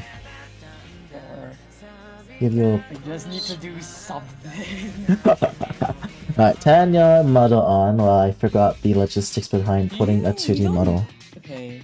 You don't need VNet, right? Do you need me to be online on Steam? Good question. We're gonna find out.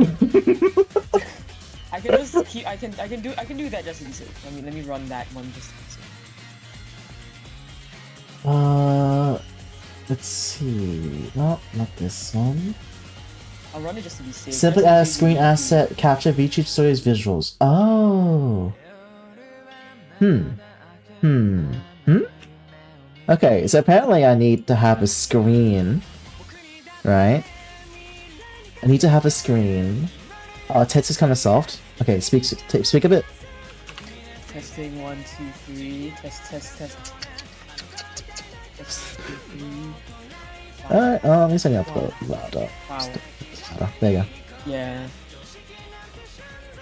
Hello, Miyoto! Hello. We're just doing a work stream, and Tetsu's kind of invisible. Hold on, let me turn back on. Don't know. Yeah. It's my streamer kit. Let me find it real quick. Just have stream kit open while he's just there you go. There you go. There's giant Discord logos on the stream now. This feels like the most overstimulating stream I've done so far. Okay. It definitely still pales to mine. It definitely pales to yours, yeah. Mine is horrible, dude. I'm getting my stream like asking to die. I think my eyes explode when I go to your stream. I just look at the bottom right corner. Yeah, if you come to my stream and like the only thing you can feasibly focus on is my model because everything else makes you want to explode. Yeah. As a person who loves slow things, this is the most overstimulating I've got. I think I'm getting a little bit overstimulated right now, actually. Looking at my own stream. Make it smaller, dude. Okay, hold on. This looks funny. I'll put it over here. Okay. Let me go ahead. So apparently you put a screen asset on the screen. And then apparently you're somehow supposed to get your VTuber model hold on. Maybe you can like share screen your V-Suite. I see. Okay. Hold on. I am trying to cook, and I'm a horrible cook, as you may know. You just hold on. Do you want a browser source? I can give you one. That'll work. Maybe that'll work. Yeah. You want it in the environment, right? You need it in the environment. So the screen's already on here. Let me go ahead and try to display. Oh yeah, send me a browser. Maybe that'll work. Browser source of mine. Okay. Yeah. Try that. Well, Give me a sec. I'll just put like a random website. I'll put my own stream here for now, just to see if it tests properly. Yeah, you could try that Oh. while I set up my side. Oh, I see it there. Hold on. Alright, Tailcam, I need you to work for me a bit.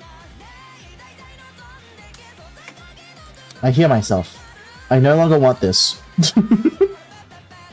Let me go find like a picture of myself. Hold on. This is chaos now.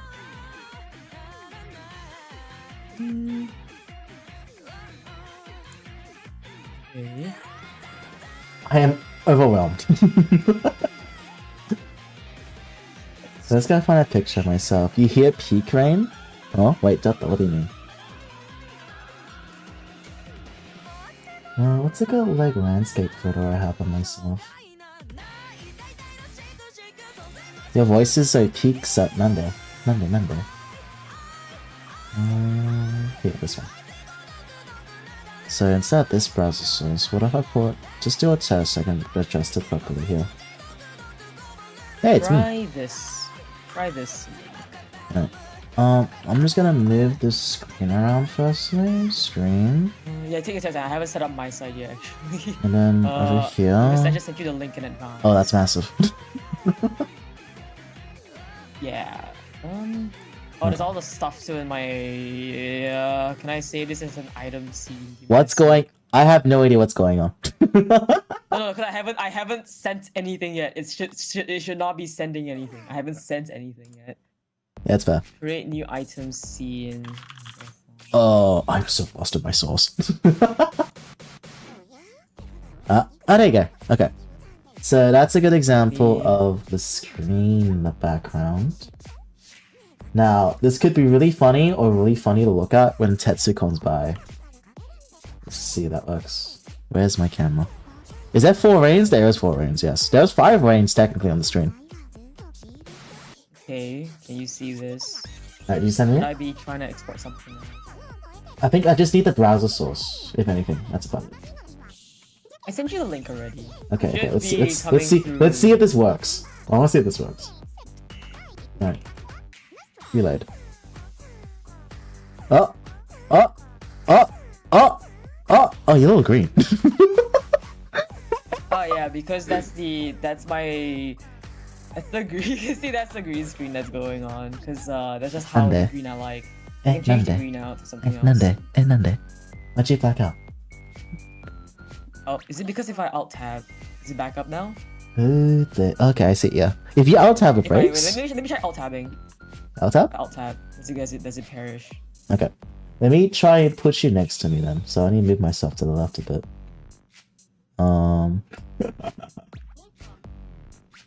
Small Tetsu. There's a small Tetsu to the right. Hold on, let me try to get it. I could instead try to send you my shoes actually instead of just my. Your shoes? Because I just like Instead of my VTube studio. Okay. Because the green screen might be a problem, so I'm gonna try and find something. Sending you my shoes. Okay. Squeeze it over here. Run. Over here. And then if we go back to main camera real quick. How big are you? You're massive. I can adjust my size. What do you do? No. Somehow. Hold on. Okay. I need to get that angle. Hold on. Hey, there you go. Welcome to the void, guys. His shoulders are phasing through. Yeah, no, the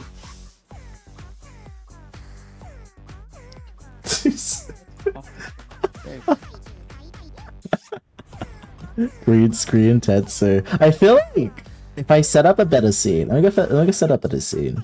It's really funny at the moment. I love green screen Tetsu. Yeah. Make Very decrease. much the green screen. Let me increase your size a bit. Y'all just part of my experiment to see if I can get like my friends on the stream so we do a conversation. I know there's a scene where I can put you on the TV and I just talk to the TV. Oh, oops. I made him thin, guys. Oops. If you okay, I'm gonna try sending my shoes instead of my VTube studio. Okay. Let me try. I didn't change it on my side, so I need to. Let me go ahead and make this so it's not like a wide screen effect. Okay. Nope. Why is it? Give me a sec. Don't bend. Oh. Okay. I changed it out. How about this? Does this work? Oh. Okay. Hold on. I changed the window. Color. Your color. I know it's a green screen. Hold on. Turn off your damn green screen. Let me turn off my damn green screen. Yep, hold on. Oh. What happened? You turn up. Nope. Still didn't work. What's happening? This is fun to see. The test experiment.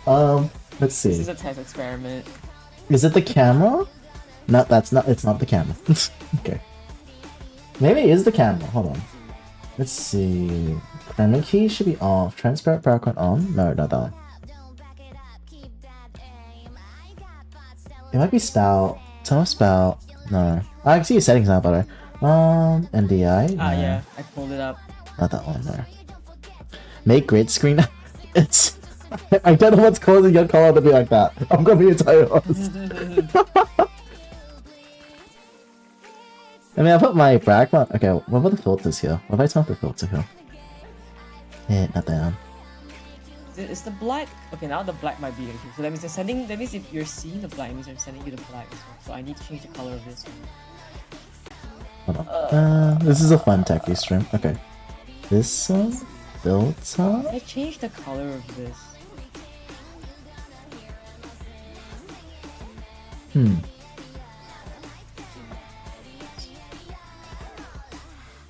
I mean, oh no, guys, I see that. This is so weird on my camera settings. I'm trying to figure this out. Oh, what if I... Let's see. Screen settings. Let's get to my screen settings real quick. This is fun. Screen... Allow transparency? Now I can try sending my VTube studio again. Because I can change the background for that one. I mean... Spout. Oh, wait. Oh, no, you're just gone. It's gone? Oh. Oh, yeah. There you go. Hold on.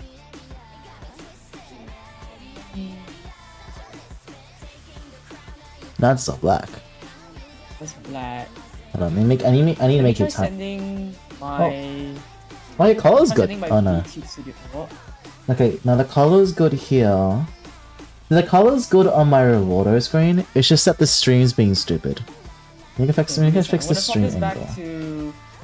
Bring this back to my VTube studio. Ooh. Okay. Okay, that's not good. But then you do see my buttons. I'm looking around my filters right now to see if there's anything with this. Remember my VTuber There is a capture? specific color. There is a very specific color a very specific magenta that you can actually use to like quite a green screen. Oh. Yeah, I have the exact hex code here, so let me go grab it. Alright, thank you. While I try and figure out why, what is causing my green screen to even act like this? Wait a minute. All good. Is it my spout? I don't know my spout gets finicky.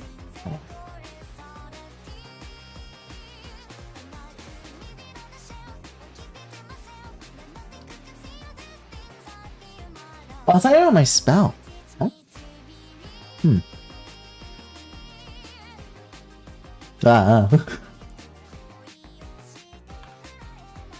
Oh, that's not Oh, you know what? Maybe I can just turn off the You know what?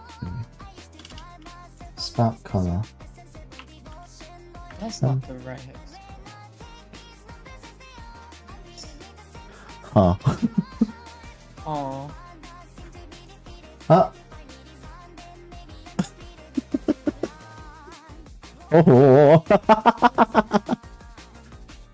Change It seems to the right to work. It seems to work. Thank you. Yeah. Okay, now can I can make you smaller. I keep forgetting to make you small. Hold on.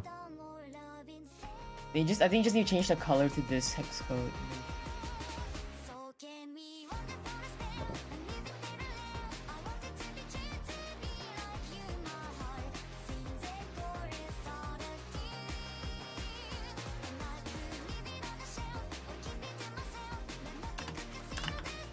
And then I'll have to make it over here. And then what if I put my stream camera back to normal? Let's go fix the tail camera code.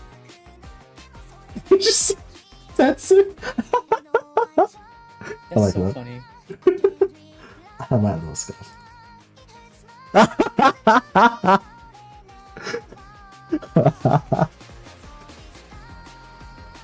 Alright, I'm screen. still green screen.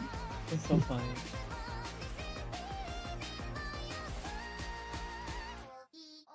And then if I make you a little bit bigger. Sometimes I just feel stupid doing this, you know? Yeah, I feel stupid sometimes doing shit. Such as me. Make it bigger. I'm trying to figure out how to get rid of the green screen section.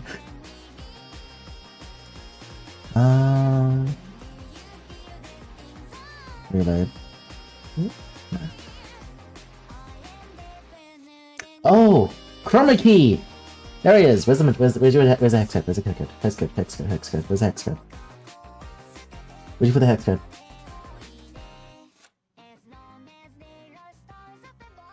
Where did you put the hex code, Tetsu? I'm lost. Oh.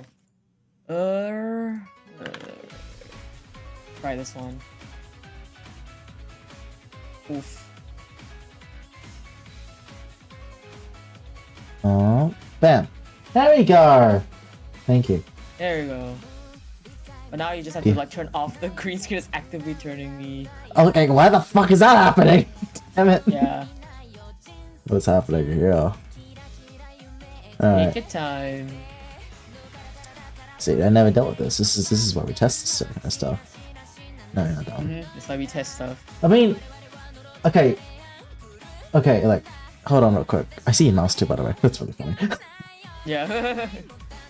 It might be. So it's an OBS setting, that's for sure. It could be on OBS. So I need to look on OBS real quick.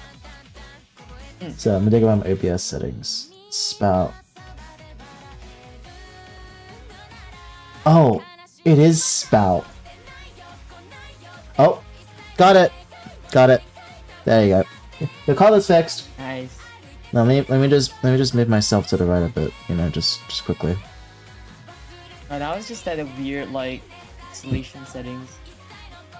Isolation settings? Like look at your stream. You see how pixelated.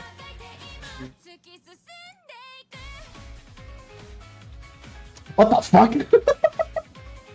Yeah. God damn it.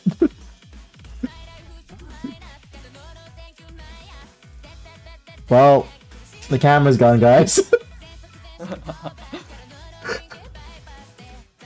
Oh, we're back. Funny. Oh, there goes Happy Body.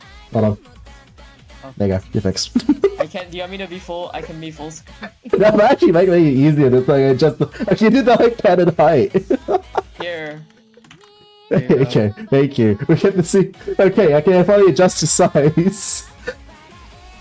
The thing is, yeah, the white is acting up, but it's just the white. Why is your what? It might be your It's similarities. it's in OBS. It's not in my OBS. It's in my water that's fucking it up.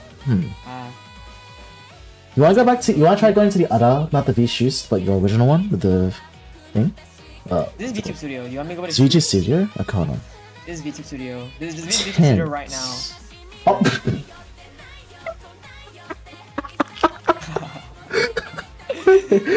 Not that setting. You're a sleep paralysis demon, I guess. That's why looks at anything there, bro. Okay, it's even happening here when you go black. Oh god. It's a Warudo setting apparently. Hold on. Yeah, it should be a Warudo. Okay, let's see. Is it a chroma key maybe? No, I don't think so. Oh, and you're gone. Hold on. I gotta mess around the chroma. Oh, so it is a chroma key thing. And okay. you were trying. I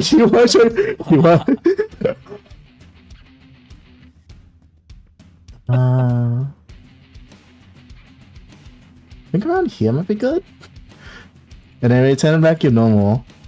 There you go. Aside from part of your neck. You're fine. You can see a little bit of your neck though. So if I turn it off, it's just that. Wait, you wanna try doing like the spout thing now? See if a spout works? Did you have spout? This is spout. Do you mean shoes? This is spout. Okay. What if you try turning off the green screen for a second? Let's see if that works. Try turning off the screen? The purple screen, like the color bit. Can you do that? I don't know if that's possible because this is capturing my window itself. I'm not able to send you the shoes itself unless I send you. Yeah, because it's capturing the window. If you have a browser, it has to capture the window. There's no shoes. There's no spot I can send over browser. Yeah, okay, so I have to do the chroma key. Yeah. So it has to be chroma key. Okay. Okay, well, we got rid of the shirt part, but now part of your neck is like glitchy in the mid-yak. Alright. Yeah. This is a really cool getting behind your guess who it is. That's really decent way, yeah. Let's bring you closer. Do you want you want to get closer? Sure, do you want me to move it or do you want you to move it? I think I should move it, but this is really funny. I think I need to make a whole ass new camera. Maybe I could try moving it because I think that what if I run VTube Studio? You just join me, I can just oh, right, that'd be better. Yeah. Let me go down to VTube Studio right now. That'll be much easier, yeah. Whatever we're doing here. Do I need to have the VNet multiplayer collab thing? Yes, you do. That's $30. That's how many bucks? That should That's not be that expensive. VTuber Studio dash VNet multiplayer collab, right? I think so, yeah. That is $30 on Australian dollars. Oh. Let me check. DLC? It removes the 10 limit time limit. Dude, yeah, it's half the price here. What the fuck? I was like, no way that's so expensive for you. It's $20 here for me. It's 18 for me. The hell? Wow, I'm getting really comfortable. Really? Well, whoops. I'll buy it later. But now this works as a temporary solution. That's fine. This is a really cool way. Oh, wait, no, Miono! Oh, there we go, Miono. Fuck! We gotta stop fucking talking about money, okay? We can't talk about money. We can't fucking talk about money here. I guess you really can't. You really can't. The tail cam looks like I'm you. Like the top half is you, and like the bottom half is me. Oh my god. What is that weird transparency going on? Oh, is it? It's the blue on the neck, isn't it? Yeah, the little bit of blue. Yeah, Your chroma key is. Pink, is it? Though. Why is it capturing that? Hold on, let me change it to the exact is it one. your similarity? Yeah, it might be your similarity. Because like that's a very different blue from the pink I sent you. Yep. Sorry. Sorry. Just excuse me. I'm just slapping your face a bit. Excuse me. That's fine. Take your time. Yep. Okay, if they're the exact color, it does your shirt. So that's the exact color you're using right now. What's up, hi then? How you doing? That's very odd. Alright. I can't use green screen because you all know that I just fucking vanish if I use a green screen. Give me a try changing the colors? Yeah, try to do the colors of something else.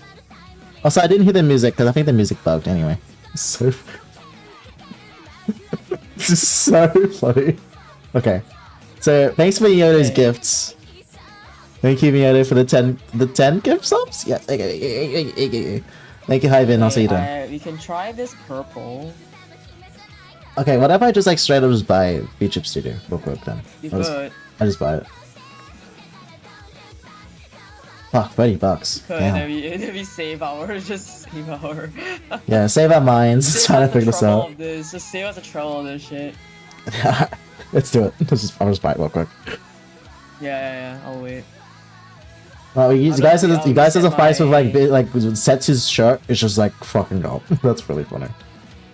I'll just change my thing back. What the fuck is happening? I'm buying it right now. That's just $30.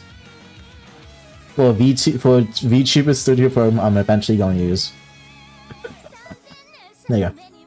Let me install VTuber Studio now. Okay, I'm gonna like stop sending the browser source then. Okay. There's another option. What's the other option?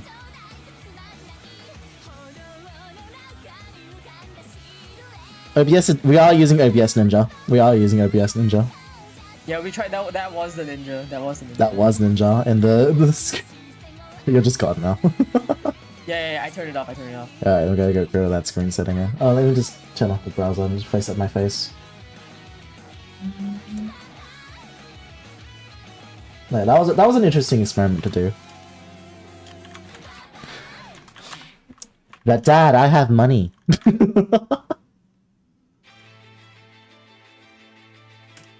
Hold on. I'm hearing music all of a sudden.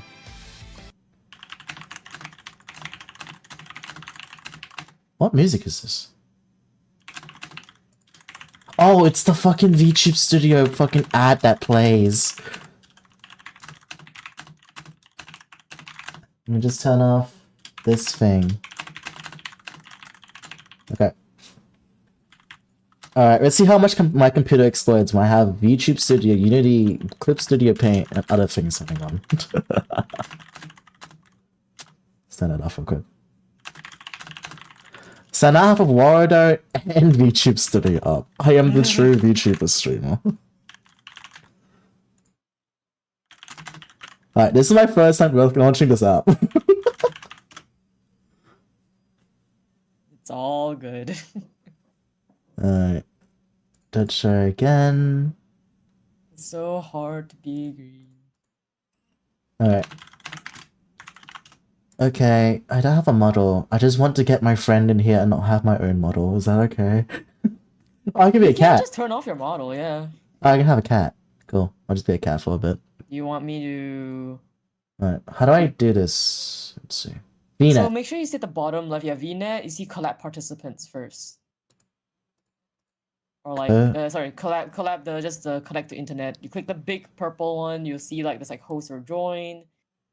I'll have Join. you host. Okay, I'll have me you host. You Okay. host. Okay. So make sure that you're on the host button. Yeah. Okay, and then make sure that you write down a password, you give me the password, and then in the guest list you need to put me put my Steam account in there. Put your Steam account in there, okay. Your session has Stitcher again. Fine. Mr. Stitcher. Yeah, okay. Server region, Asia Pacific. Just make it easy. Yep. California, you guys Once you gonna have work? that, you just click. It is gonna work. Once you have that, click host. You click host so that the room opens. Okay, yep. Oh, nickname. Is it hosted? Rain. Just Rain for now. Host. Yes. Okay. Is it up? Accept. Okay, now it should work. Alright, I'm coming in. Let's see. Hello, There you Zia. I just need to see your Alright. window. You're just gonna wait a little bit. You wait a little bit for me to show up. Okay. I don't even have my camera, so it's just a cat. It's fine. I do see your cat model. Yippee. No, wait for your model to pop up. Oh, you fat! Boom. Alright. Yeah, it just kind of shows up out of nowhere. Okay, how do I do it? Set left dragon model. Okay. No. If you want to move my model, I can move my own model. But if you want to control my model on your side, then you double click the menu again, then you click on the collab participants button, and then you click on that, you can see you control position. Hold on. Window. I want to grab the VTuber studio and make it. Okay, there you are. The cat. No chroma key. What? Someone teach me VTuber studio. How do I open the settings? So you double click on the There any it of the is. background, right? And then you Gotcha. see all the stuff pops up. Click on the you hover over the VNet, you see at the right is collab participants. Collab participant. Click on that. Then you see you control position. Oh, no, I don't want. Reminding. The position's fine. I can move it inward. I'm trying to get rid of to make it so it's transparent. Oh, then that means you should be sending Sprout already. If not, click on settings. Like double click on the settings so there's a pink button, right? Pink button. Pink button. Pink button. The settings is pink. The cogwheel itself is pink, right? Pink and white. Man, I'm fucking stupid. When you Okay, there it is. click on There the it is. background, Yeah, I see it. yeah. TP. Okay, click on that one, so then you'll see all the stuff popping up, right? All the stuff. Connection settings, USB, VTuber, Live 2D. Then you wanna go Advanced Logic, Twitter settings. I think you go into on the top left. You see there should be a camera button. Yep, I think it's see called. it. Where's the spout settings? You scroll Here down, it go, like, all is. the way down. Yes. Then you click like activate spout. There you go. I did install it. God. Do not install it. Oh wait. Does it work now? No, it doesn't work. Fuck. Do you not have it installed? I should have. Wait. Are you are you capturing the spout version of now that you activate a spout? You should have a spout output. There's no you way. can- Oh. It's not. Hold on. Yeah. Wait, hold on. I think I'm just. Fuck. God damn it. Because this is trans. Okay. Wow. I'm. DI? No. How do I get transparent? I think it's because you also haven't. Okay, so not only have you not sent the spout, so click close this menu, go back to the normal screen, then you double click again on the background to open up all the settings. Go go to change background. Yeah. And then yeah. And then you click on spout to. You can either click on like the color picker and just pick a random color, and then just make sure when you're clicking it, there should be at the bottom like transparent in capture. So either you click on that one. Background spout to default. Spout to import, right? Spout to import, select. Click on the color picker. Click on color picker, not spout to input. 'Cause Yeah. it's sending a background to the thing. Click on color What? picker. I see color picker option. At the very bottom. Scroll to the bottom. There should be a color picker. Oh my god, I am stupid. I didn't see it. At the very bottom, you scroll to the bottom, right above the word default and below cookie. Oh, okay, that's what you mean. Okay. Color picker. There you go. Yeah. Ah. Then I mean, you can use whatever color you want, but at the very bottom you see this transparent in capture. Make sure that is toggled on. Ah. I see. Yeah, and then just click transparent and capture. Okay, this is something different entirely. Okay. This is Rewarder's problem. Whoops. Hold on. Okay. It could be that Warudo is not recognizing it as spout because you just turned on the toggle. You might have to re-import it. Oh, wait. There we go. Figure that out. There we go. Wait. Text my APS. Okay, we're good. Okay, I can turn music back on. The music is stopped. Music's back on. My god, finally. We got it working. And there's a cat here now. Hi, cat. God, that was a fucking mess. Okay, we're back. Everyone's here. Hello. Alright, now we're gonna adjust this size. Oh, what fucking wait! Why only me? I should make an aim at you too. What? Anyway. That's fun. Okay, I figured out how to do the collab, the 2D model in the same Nice. space. Okay, Nice. you want me to let me adjust my height and my size a little bit so it looks a little bit better.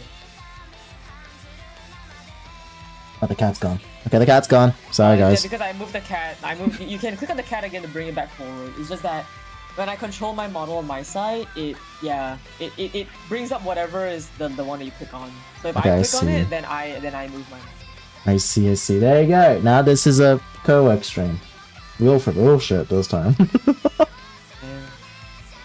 I'm not truly 2D, but it's I bet. I may make it throw at you at some point. Oh, okay. I'll try that. Anyway, you came on to work or to brain rot? Which one do you want? Technically, Ow. I am on like work, like rest. I'm like on forced break. I don't mind brain rotting, but it's also very much like, can you handle? Do you want to brain rot? Can you handle it? You've seen the shit I've said? Have you digested anything I've actually said so far over No. the past week? No. Yeah. I have not. Exactly. I have not. Exactly. So I'm like, I've been throwing questions at you, and you've been giving me back like tenfold. I'm like, oh Jesus fucking Christ. Exactly what I mean by like, I don't. Look, I would love to brain rot, but if you haven't read anything I've said so far, I can't do anything yet. No. You gotta give me Yeah, two. right, we You can't gotta give do me like 6 anything. days resting first. Resting period. oh god, have you ever read the previous report? No, I haven't. It's like I've been working night shift every day, Exactly. and then I exactly, stream, so, like, and then I die. exactly. So like, there is no, you literally just will not know. Okay. Well, okay then. So you cannot work. You cannot do brain rot. So that means the logical conclusion is that we play games. Is that yeah, we play games. I don't mind working if you want to work. Like okay, this is like You're people like have to give you're me like 2 hours exclusive behind me, permission. right? You got like 10 more hours. You have 2 more hours left. I do have 2 more hours left before I have to go to bed. Before bed? Oh, like before going back to work. So that is true. I would be working if I didn't have something to do tomorrow morning. I have to go for. I'm actually gonna get a haircut after like a whole month of being very overdue for a haircut. I'm finally going. That's Like, I awesome. even went to work and then my boss was like, "You need a haircut," and I'm like, "Yeah, I know." Your damn hair right now. It's not that they were offended. It's just they're just like, yeah, they were like, "Oh yeah, this is way beyond what you're usually with," and I'm like, "Yeah, no, I've been busy. I literally have no time to go for the boss." We've been Get my requested by Rin and Miyoto to play Tetris. I don't actually like Tetris, but sure. You don't like it? Because I don't play it I anymore. don't like Tetris. I don't know how to play it either, that way. I'm just very.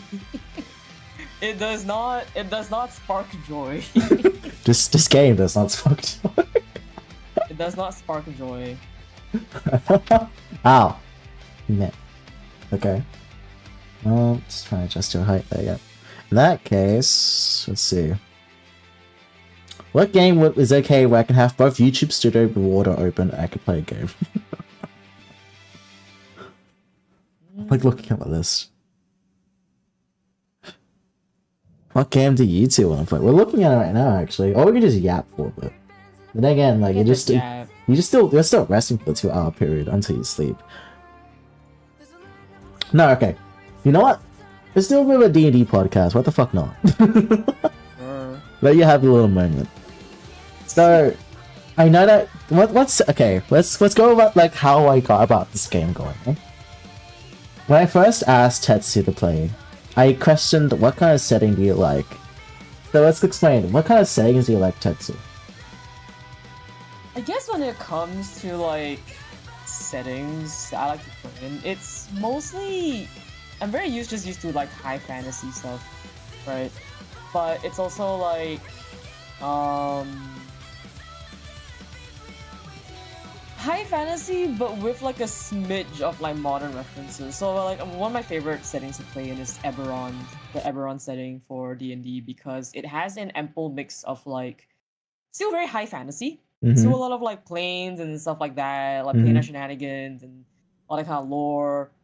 But also there's a lot more like political intrigue, which I also very much enjoy. A lot of political intrigue in that kind of game, because that world basically hinges off the last war, and you're coming out of that war that ended due to basically causing an entire fucking country to go into fallout. Right, And right, nobody right. knows exactly what caused that bomb, essentially that magic bomb. So it's literally like dropping a giant atomic bomb on a country and causing that whole country to get completely wiped out, and everyone be going like, "Hey, do you know who the fuck did that?" And everyone was like, "No," and everyone was like, "You know what? Let's just call off the war. It's not worth it." And they're like, "Yeah." So I'm getting a feeling you definitely love like the roleplay political intrigue. Do you like doing exploration games at all, where you like search for clues about what happened with a specific incident, or do you like just mainly like the roleplay? I mostly go for roleplay. I don't mind mystery because mystery still has a lot of room for roleplay. Puzzle is solving as well. It's just that like,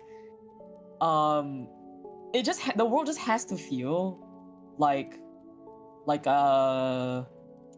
it has to be like a puzzle. I don't like stuff that is just like I'm going in to fight and then it's like, but what am I fighting for? You know, like I need a reason to be fighting. Like I'm not gonna go into every battle and assume that every battle is a fight. You know what I mean? Because Right. yeah, because like most fights, they stem from like a reason of like either working towards some kind of goal as a group, or like you're looking for an item, right? So it's either like getting an asset or uniting under a leader, right? That's why most battles occur, is when there's conflict of like these two things. And a lot of like battle like kind of settings where it's like, okay, you're fighting like dinosaurs, like talk about Annihilation, right? You fight dinosaurs, you fight like skeletons, everything like that, right? It's like, okay, like you just fight to the death because you're constantly fighting to the death because the enemies have no fucking thought process as to otherwise. So it's very much like you have to fight to your death. You have to fight everything. And then it's just like, okay, I'm not a huge fan necessarily of like just dungeon delving and fighting because it's like, okay, I'm fighting, I'm playing more of the gritty part of like counting my resources to survive. It's not as intellectually stimulating to me. So you definitely you definitely want a reason as to why you're doing all this stuff to begin with. And Yeah, so there that has to be a reason. it has to be like really like it really grabs you by like the throat of like a reason of like it's gotta be really important to your character as well. Rather than just Yeah, like, it has to be, because otherwise I can't see my character like why would my character fight if there is no reason, right? Like why risk my life if there's no reason to risk my life? One of like the first games I suggested to the team was actually Tomb of Annihilation as like the backup if like Drakkenheim didn't work. I know. That's why I was like, I mean, I don't mind. I was just willing to play regardless. It's just very much like I definitely prefer something like Drakkenheim. Even if we play in a futuristic setting like cyberpunk setting, right? That's still fine because there's still very much the political intrigue. Political intrigue. There's the whole mystery aspect, things going on in the background that's running, and it's not just like, okay, there's a giant evil dude that wants to wipe away the world. Why? Because he's evil. So you definitely you do not like one-note characters who have like, oh, I'm evil for the sake of being evil. You don't like that, do you? Not really. Like I don't mind them as one-off villains, like to kind of like supplement the main antagonist and stuff like that. Like it's fine to have antagonists that do that, but it can't be the main antagonist that drives the world, because like if that's the reason your world is in turmoil, then it's like, okay, sure. Looks at the gods, like, why did they do something about it? Literally. yeah, right. Like if it's something like, I guess like in a way, it's like if it's something like there is a huge big bag going on in the background, they have like all their own reasons and stuff like that, but then there is like a side duke or some shit who is like just evil for the sake of being evil and they're taking advantage of the situation, right? Then that's fun. That's fun. Yeah. That's how you make the one-note villain of like I'm evil for the sake of being evil still feel fun to the world, because you basically like have a scenario where this kind of person can take advantage and exist, and it's like, okay, you're adding to like the leverage of like why the antagonist's actions actually mean so much more, because it's because of their actions that it's allowing these kind of one-note evil people to flourish. So that kind of stuff is supplementary and fine. It's like I don't have a problem necessarily with the characters themselves, it's just how that they're utilized, and that's just coming from a writer's perspective. Because every character serves a purpose. You just have to know what kind of purpose they're supposed to serve, and what does it mean to your game. I'm kind of like I kind of like write, because the way I run my games, and you probably have noticed because how keen and observant you are, most of the characters I've written NPCs are kind of like one note for the sake of enhancing your experiences more than like the NPCs are important. They're just there to enhance your experience, and if they die, then if they're of no importance, then they're just like off the screen, you know? Yeah, and that's what I like, because you know, again, like they serve their purpose. It's okay to have one-note characters if their purpose is to aid in something else. Because not every character can be as deep as Sherlock Holmes, you know what I mean? Looks not at Alex, who reminds me of Alex, who died just last session. Poor Alex. Yeah. He had so much going for him. He served his purpose. He served his purpose for Bruno's character development, and in turn, like showcasing Idia's character as well because of the confrontation between him and Bruno. Mm-hmm. Yeah. So some of you may die, but as a sacrifice, I'm willing to make. Basically. So it's very much, it's very much like every character is good as long as you know as long as you utilize them in the right situation.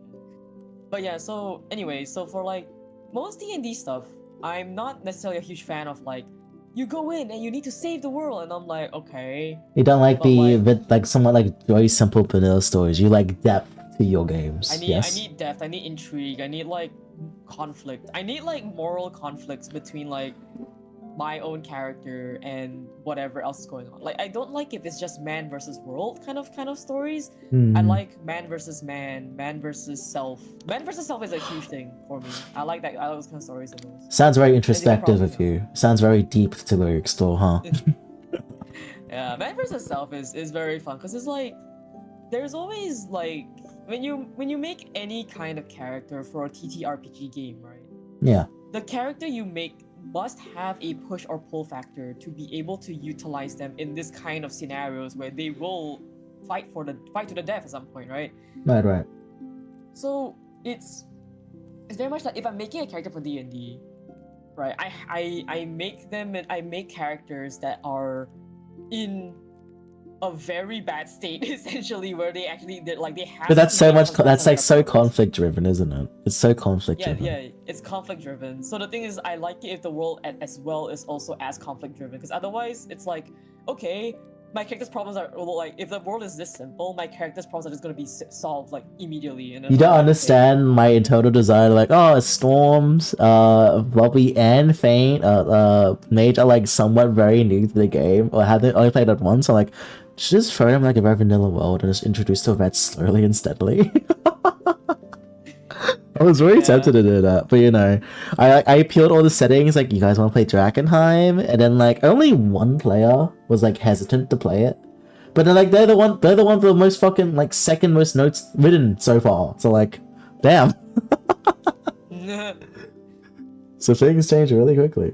So I'm really happy about that. In terms of retrospective, what do you think of like what we've done with the settings so far? Have you watched or read any of the original Drakenheim video? No? I kept myself spoiler free. I'm going in completely blind as I possibly can. That's why I keep asking you for stuff, because I'm actively not reading up on it. Okay. Okay. Yeah. Because I do like it. I've taken very much different liberties to what the original homebrew creators have done, and I definitely want to share with them what we've done with their setting in the future. Because right now, our themes of the gameplay, you probably would have noticed it. There's an element of space and time being twisted here. You have noticed? Yes. I'm just like, I'm waiting for fucking Giratina to show up. Bro, that'd be awesome. Watch write that in. Yeah, Giratina show up at some point. Bro, do you know the Darkrai movie, or the Arceus movie? The what movie? Have you watched like the Darkrai movie where it just has yes. Dialga and Palkia fighting each other while Darkrai's in the middle? Yes. yeah, that one. I actually have the original manga. Ooh. For the one with the Giratina and the Mirror World. I have Mhm. that manga. Is the Yeah. Garrett isn't the Giratina movie made featuring Shaman? Is that it? Do I remember that right? Yes. Yeah, That yeah, yeah, features yeah. Shaman, if I'm not wrong. It's like Yeah. I remember like the main protagonist was like some bitch dude in a big fucking ship. Is that it? Don't remember that one. It might be different because the manga might be different from the anime. I'm not sure, but I know I have the book. I remember that one of the sickest scenes I remember from that book is the fact that you're just like, okay, I'm glad we escaped Giratina. We just need to avoid any kind of mirror surface. Just like, and then the thing is like they're sailing in the middle of a lake, and you see the camera pans out. And and then there's like, a oh, mirror that's so in the lake. cool. It's the whole fucking mirror. And you see Giratina appear in the fucking lake. You're just like, oh shit. That's fucking awesome. Write sound notes for that- myself. No, dude, I've used that already. I've used that so many times in my writing because it's so good. It's the thing That's is like, key. The thing is they're just like, oh yeah, the mirror. They're just like, oh yeah, we're escaping from the mirror. Oh, the lake is so peaceful. It's so still. The waters are so tranquil. Oh no, it's almost just like a mirror, and then you see fucking Giratina's head starting to appear, and you're just like, oh shit. What do you think about big monstrous enemies in D&D? Do you think they're a good narrative point, or should they just be treated as just like a combat encounter? I think they serve a good narrative point. Honestly, it also depends as to like what kind of story you're trying to tell. But with the stories that I like to tell, I like them as narrative directions, because it's like, if it's just a typical D&D hack and slash, right? Then it's like, yeah, okay, big monster. I want to fight big monster, and then you win. I have a very simple character that fit that narrative because I was like, man, if the game isn't gonna give me much, I'm not gonna give the game much either. So I just made a character that was like, his entire goal was to hunt anything bigger than him. I need to remember, right? This Idia's preferred monster type, aberration, right? I think we agree on aberration because we agreed. Okay, most of good. all the Dragonheim creatures are mostly aberrations. Yeah, all the delirium stuff are aberrations. Nice. Okay, Hey, good confirm that. Do the abyssal hunters count as aberrations? I mean, technically, in terms of like twisting, they're becoming part of that archetype. So technically, yeah. Yeah, right. You have that badge on your attacks with your own friends.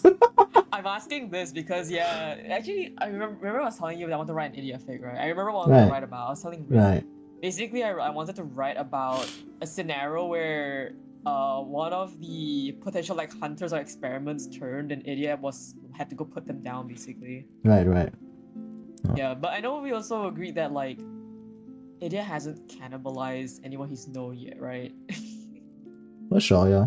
I just want the cat. Give me a sec. That's okay. We agreed that like idiot like has cannibalized, but he hasn't gone for anyone that he's known yet, right? Yeah, he hasn't gone for anyone he's known for. He mainly killed strangers, if you want to consider that in that perspective. I was thinking of writing a fig where he has to kill like either another abyssal hunter or like an experiment.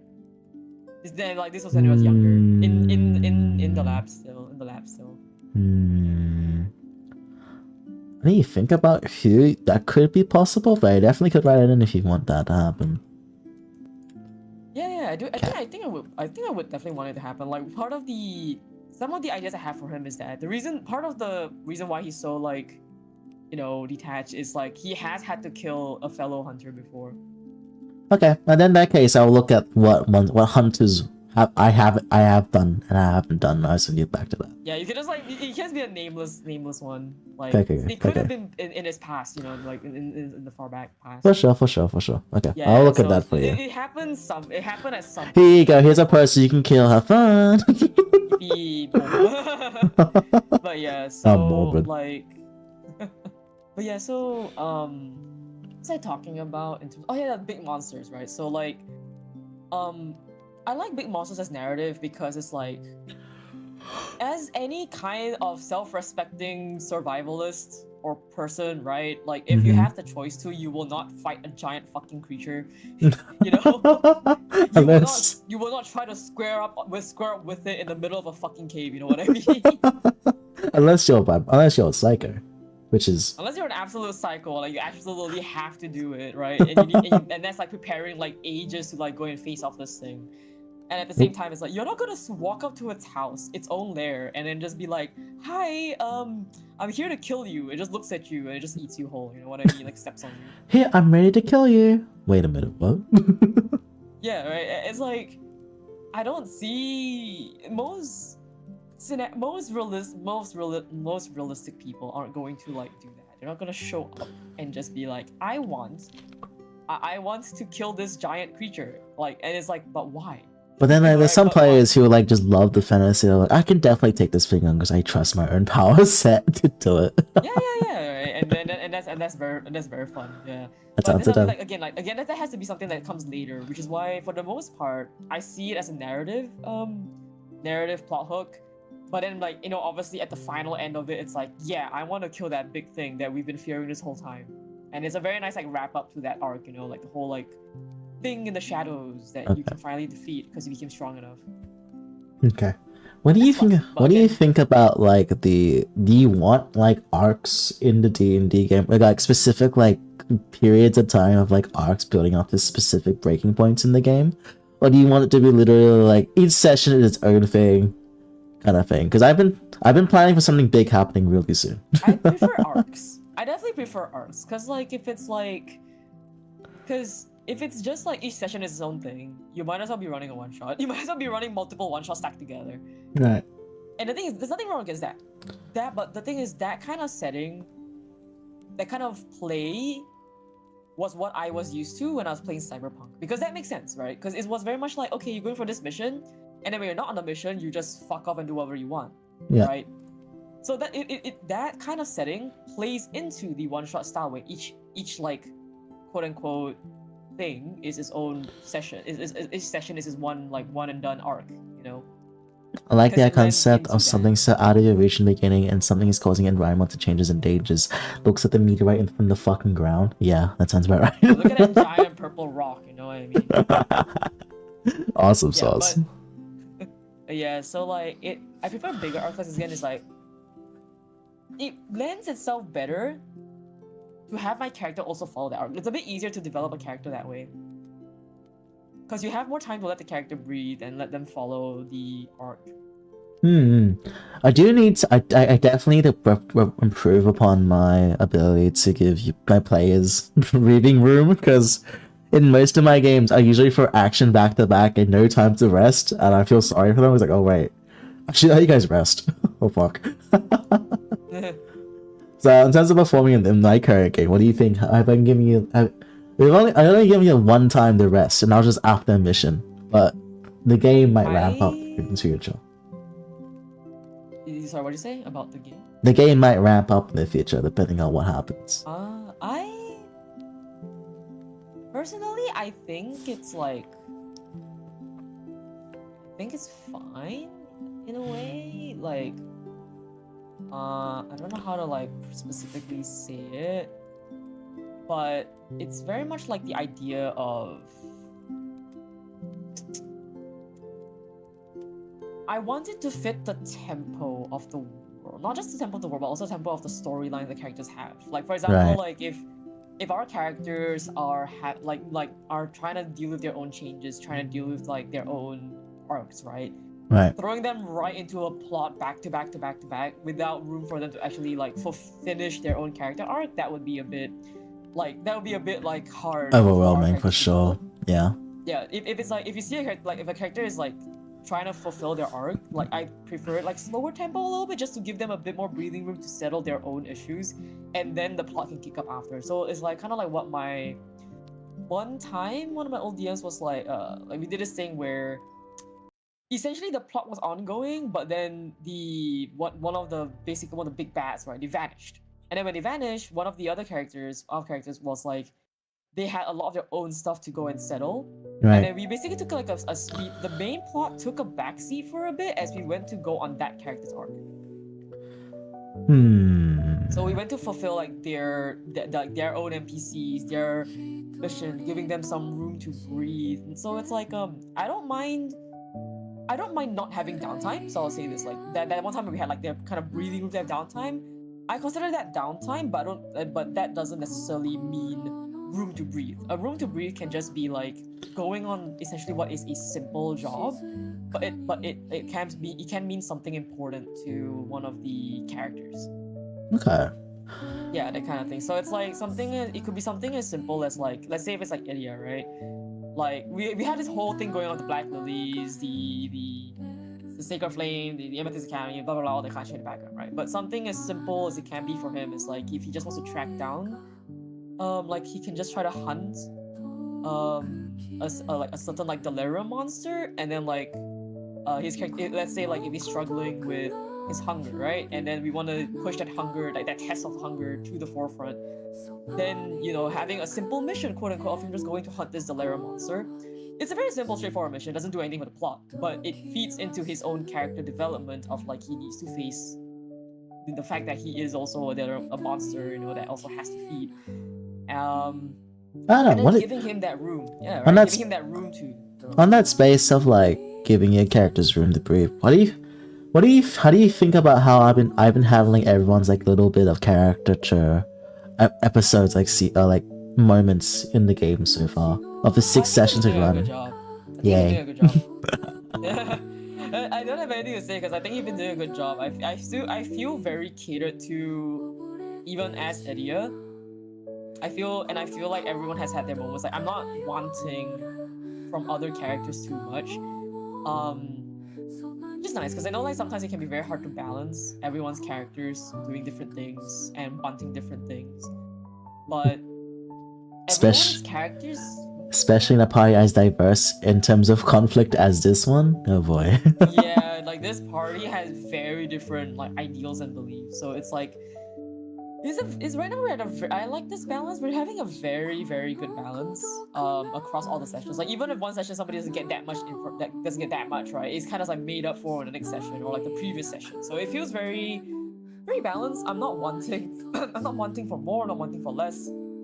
Like even as the player for Edia, and Edia being so intricate and downright oppressive as a character. This bitch over here is like literally like so demanding as an individual.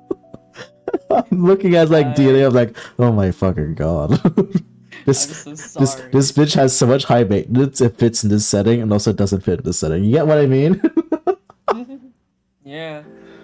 It's like for me, it's because I'm having a lot of fun with like pushing how much maintenance this fucking this character can have in a setting as dire as this. It's very much like, again, it's for him. It's very much the high risk, high reward mindset for him, right? Like becoming a monster to hunt other monsters, and I really want that to be shown in this game, which is why he's so high maintenance, because like, but there's been you basically have a fucking monster, you basically have an enemy on your team. I've been having a lot of brain rot about what I could do in the future in terms of like making, because you know there is a bit of a plot on the line, and like I didn't think of a plot when I first bought the game. It only came around because this motherfucker made Vayne. Like, okay. And now, like, now I can think of a plot because your characters are consensual to it. But now I'm like, fuck. And now I pick up the storyline. And that's gonna be exciting to play when it comes around. But holy shit, I don't know how your characters how you guys gonna react to it. Not the characters, the players. Like, I don't know what you guys are think about it. It's all very. This campaign is my first time delving into really out of scope, timey-wimey bullshit. Very abstract stuff, right? Yeah. I'm very much used to I'm used to running modules a lot in terms of like Manta Fandelva, the fucking the Temple Dinosaur one. I've ran Curse of Strahd, and that's right to the book. This is like maybe my third Curse of Strahd. This is like my third time running like a homebrew-ish setting where like the world's like kind of like my backdrop with like a book, and I'm just running the shit show as I want it to be, you know? yeah, and I think that you're doing a good job so far, and like I completely understand, because like in terms of like the level of my brain rot that's thrust upon me. It's infectious. It's, as you say, it's infectious and it's spreading, and I don't know how I feel about it. it's infectious and it spreads. Everyone who has kind of met me and has sat me down and talked about TTRPG says the same thing actually. Even when I went to a convention, right, and I was just talking to this guy about the TTRPG that he was making. Like, I don't know anything about this fucking game, right? This is the first time I've seen it. Oh my god. I go there and talk to him about it, and even he's just like, your enthusiasm and understanding for TTRPG and just your will to it is so infectious. He gave me a lot of freebies when I bought his stuff. That's awesome. Also, Miyoda is saying he's gonna run a game soon. Smile? Smile? Stairs? Yo, Smiles? game, Stairs? game. You gotta play Rain? the Can I- two can I- perma DMs are can I play? on rest. Oh my god! Yeah, the perma DMs on rest. I've been really wanting to play like a smart barbarian for a long time now. You should. Oh my god, you should. I just have brain rot for Idia because like, yeah, and like my level of brain rot. I honestly would have been surprised if you told me this shit wasn't homebrew, because with how much I've been like contributing with my character alone, like you could make a whole thing just based. I can't wait. I can't wait to tell the original creators of this campaign setting. It's like, hey, so I somehow implemented time and reality bending magic into this game, and also like one of the players managed to make Bloodborne-esque Arknight hunters into the bloodstream and as a hunter from Amos Academy, and it also decently corrupted the sacred flame enough. Are you guys happy with my work, Smile? Yeah. So, yeah, you're gonna get a map in your DM soon from Yoto. Oh my god, a map. What's up, Tots? Wait, is this the map? Is this the world map? I've seen a map. I think Is this the I think world I've map? seen the map. Yeah, I think I've seen the map before. I feel like I would have seen But it yeah. too. Is it the world map where you like did you threw like marbles or mushrooms? Whenever Like, whenever you guys or like the godparents tell me I'm cooking, I'm like, I don't know what the fuck I'm cooking. the thing is, okay, look, you don't have to know what you're cooking to be cooking. You know what I mean? Like, I saw this phrase actually, and I was like, oh, if I put the perspective, the terms like cooked and cooking. Like, Oh, I know, I remember this. yeah. Oh, You don't wanna be in the pot, but you wanna be the one holding the pot. right? Yeah. It's from like a Yeah, four. you're It's holding the pot. it's from like a You're- primary school, like an elementary school kid. It's Tell a like an primary old school kid, lady. yeah. Yeah. It's so funny. Yeah. And I'm just like, wow, kids these days. Whoa, that's an awesome map. Wait, it looks like. I'm sorry. The top left, the green art looks like a foot to me. Sorry. It's so funny. I want to play in this world. Let me play. Shakes my cage. Okay, This- Yodo, we'll get to it. We'll get to it. It's so cool. I've been sitting on like a Dragonborn paladin hexblade for a long time now. I'm like, I want to play a paladin. Can I be a righteous dude, please? I just want to be a good guy. I'm so tired of being a monster. Looks at Tetsu. I want to keep playing like fucked up little guys. Actually, yeah, have you heard about the tragedy bard I wanted to make? I think Not I the mentioned it to concept. you, No, but- I tried coercing you into doing it on Monday, and it never got through. I was like, okay, I'll just wait for it then. Oh, okay. I wasn't sure if you were actually joking or not, so I was like, oh, okay. Make your I just NPC wanted to unstream keep on right now. I wasn't sure if you actually wanted it, right? At the moment, I thought you were just joking, so I didn't say anything. Okay, I already have the idea in my mind. Oh shit, awesome. Ooh, you gotta just send me the map as well. Nice. Yeah, like the map's cool. But yeah, if you want to know about Tragedy Bard, I was gonna make them very creepy core. Like How creepy core? We're talking like body horror creepy core, or just like creepy vibes core? a bit of both. Okay. So Like, what the body are we horror is, talking I like have are we talking like one- SCP level or like just cute scary story scale? SCP like existential crisis levels of tragedy. Oh like- my. It's the vibe.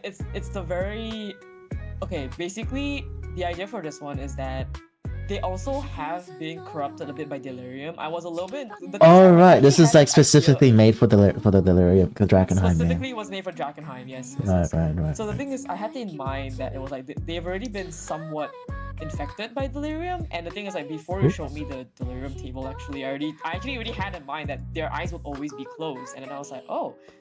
So I was gonna give him, you know, like in Final Fantasy 14, right? Okay, fine. Fantasy 14, space. All the Garleans, they have that little like the like little gem in the middle form. Oh my god, a third eye there. Ooh, wait. Yeah, so I'm gonna make it so that the two of their actual eyes, if they open the eye sockets, if they open their eyes, it's just empty eye sockets, there's no eyes there. The actual eye is in the middle of the forehead.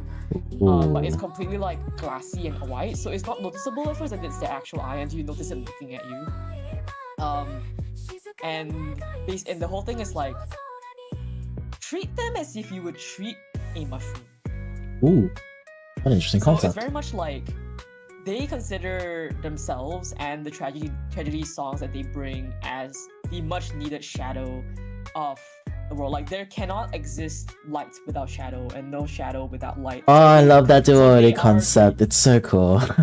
yeah. So it's very much like they are like they will say this quote at some point. It's like, you cannot kill me in a way that matters. Even if I die, my words, my songs, my very being will permeate you like the sadness of the moon. The sadness of wow. the moon. Like it's like even if they die, even if they die, they don't care. Like I want them to be creepy in the way that like they are quite literally essentially just a voice for the concept of tragedy. That's a really high concept for a player character. That's a really hard concept. Yeah. Cool. And it's very much like if they were to die, they will not mind it at all because they also consider themselves like, because they're also tainted, right? I like to imagine that the delirium that's within them, they also consider that part of their tragedy. So it's very much like, even if you kill them, even if you shoot them right in the head, they will look at you with a smile as they strum their little harp, and they'll just be like, you cannot kill me in a way that matters. Shooting me. Oh, the mushroom from fucking Wick. Yep, I understand now. I understand. Yeah, it's like shooting me. It's like shooting an apple and expecting the tree to die. Oh boy, that's quite the concept. I like. Ooh. Yeah, they're very. It's made specifically for Drakenheim. Like, I feel like I can definitely work with that concept because I do have some ideas about that kind of like creepy core in like some of the NPCs that, spoilers for you and everyone else in the game, that will be coming up soon. Maybe. But yeah, like that's definitely my. I don't think Ilya is going to die because I think if Ilya dies, everyone is going to riot. I think like there will have to be a pause in the D&D campaign. I feel like Frey, like Rin, like Frey of the godparents will probably like, what the fuck? Yeah, Rin is gonna fucking crash out. Like Rin will crash out entirely. Onion will be like, ooh, you know, Onion is just there for the fucking lols and shits and giggles, you know? Like she's gonna eat it up, whatever, because she's like, yeah. Rin will crash the fuck out because it is Rin's emotional support. Yeah. A lot of the players will feel I think they will feel the weight of missing Ilya, but also that's why I made my tragedy bard to be just as intense as Ilya. So he still fulfill. They still fulfill the whole. Like, why are your OC? Wow, which one, right?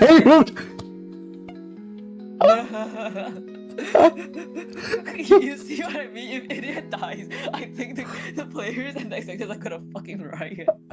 I can't kill him. Holy shit! Wow, that's a lot of heavy expectations. We're killing this one PC now. Yeah, like if the dice roll, I can't do anything about that. Gotta do the MacGuffin. You gotta do like the whole like oh he's like on the verge of death and then something really bad happens to him but he comes back alive. You gotta do the MacGuffin. Is that the request you're asking me to do? Honestly, I don't know. Again, like I don't think he's going. Honestly, how emotionally attached are you to Idia? The point of like very emotionally attached. Like I'll tell you, I'm very upfront. I'm very emotionally attached to him, but it's I'm emotionally attached to all my characters, right? Because whenever I put the conflict of man versus self, any D&D character I play, I'm almost attached to them in some way, because to play them effectively well in a voice roleplay setting, you need to become the character. You need to accept their role and put on their skin. You need to wear their skin, walk in their skin, and speak in their voice, and live in their brain. You can't not be connected to your characters at some point. But just by doing that, you will be attached to them. You're talking about how like you bleed into your character and you feel emotion. Well, you feel the emotions they're feeling in the moment, you know. Yeah, very much so. So it's very, especially for Ilya, because like, you know, The concept for those who don't know, it's called bleed, and it's basically how if you roleplay a character, their feelings and their thoughts become yours, and anything that happens in the game, you feel as if it's your own feelings. So, some games don't like bleed. Some DMs don't like bleed because that kind of like blurs the line between are you actually mad or you like your character's mad, and that gets confusing for some DMs. Just to clarify for those out there. But in terms of my games, go bleed the fuck out. It's awesome. I'm bleeding. I'm lying on the floor. I'm bleeding. I want you to get that cut by what I do to you, okay? Yeah, don't worry. I feel it. That's why I will say I'm right up front. Like, if you kill Eddie, I'm gonna feel it. Right? Go for it. Yeah. I will fucking kill it. But well, like I aim to have more dangerous stakes at like level 5. 6 is fine. Level 5. I don't mind. Yeah. Just for now, you guys are still level 4. After level 5, you guys go explore the inner city. It's up to you to live. I ain't holding back the punches anymore. Hey, I'm just a mediator. The dice are telling me what to do, okay? Most of my things are dice rolls. I mean, again, it's if the dice calls it, then the dice calls it, right? The thing is, I welcome danger. There is no conflict without danger. There is no narrative without drama, right? And again, it's just up to us to decide to how we want to live. And also, it does come down to luck. Obviously, like, no DM, I feel like this is always the case. Like, no DM willingly wants to kill your character. Like, no DM actively will look at something and be like, I'm gonna fucking kill you. You know, as much as I joke in like in my Discord server, like I'm gonna kill Pat Tarnaft, I'm gonna kill Idia. It's kind of just a funny thing to say. Well, fucking damn. Yeah, like no DM that's actually a DM, right? Worth their salt, will actively try to kill any player character. Like the amount of times I myself have also been like I see what I can do to a player character. Like I see the strategy I could pull off, and it'll be dastardly, right? But I'll look at the character's I'll look at their HP, and I'll be like, no, I'm not gonna do that. That kind of thing. Like even as a DM, right? I can still. There is no point, I feel, in like punishing a player, like pushing a player beyond their capabilities, because that's like it's just gonna give them turmoil. Like push them to like their limit, but not push them beyond, like overly beyond their limits if you know the character's gonna fucking die, right? Because I had like this whole one time I had this whole like I have like this Oathbreaker paladin, right? I had this Oathbreaker paladin, and you can very much like control undead and buff them. What are you changing? You're changing the color. Yeah, I'm changing characters, make it blue. So okay. But yeah, so like very much so it's wait, what was I saying about? Oh yeah, so like I had this Oathbreaker paladin once as like an enemy PC, right? Mm-hmm. And then one of the enemies had like one of my players they had an undead, like a necromancer. They had some undeads on them, and I was like, I can do the very dastardly thing right now of like having my Oathbreaker paladin control undead and just have them just shank everyone behind the backlines. But like, I'm not gonna fucking do that shit. It's like unfair. It's unfair. For sure. I wouldn't want to do that to my players too. The thing is, I can do it so easily, but it's like you don't wanna actively kill your PCs. You don't wanna like. You never want to ever make the game feel unfair. The thing that's very important as a DM, right, when it comes to balancing, is like you want to push your players, you want to make them feel the pressure, but you don't want to ever make them feel like it's unfair. That's a fun tangent I think to talk about. Balancing your encounters. We've only done one combat in sequence, which was within the dungeon, in the rat caves. What do you think about the I- balancing around that Thai dungeon crawl? Oh god, the amount of fucking rats, bro. The thing is, the most dangerous thing when it comes to D&D is always going to be action economy. Yep. It's not the enemies themselves, it's not what they can do, it's not how much HP they have, it's not how strong they are. It's just how many actions can they take in a single round. Yep. And that will always be the king of managing balance. Numbers always win in the end in terms of D&D. How many people you have on your Numbers side. always win. So like when I saw the amount of fucking rats popping up, I was like, oh my god, like This is threatening in terms of in terms of a new player and also a veteran player. Like they know, like as a new player, it's like, oh, this is a lot of fucking rats. And then if it says like, this is a lot of fucking rats.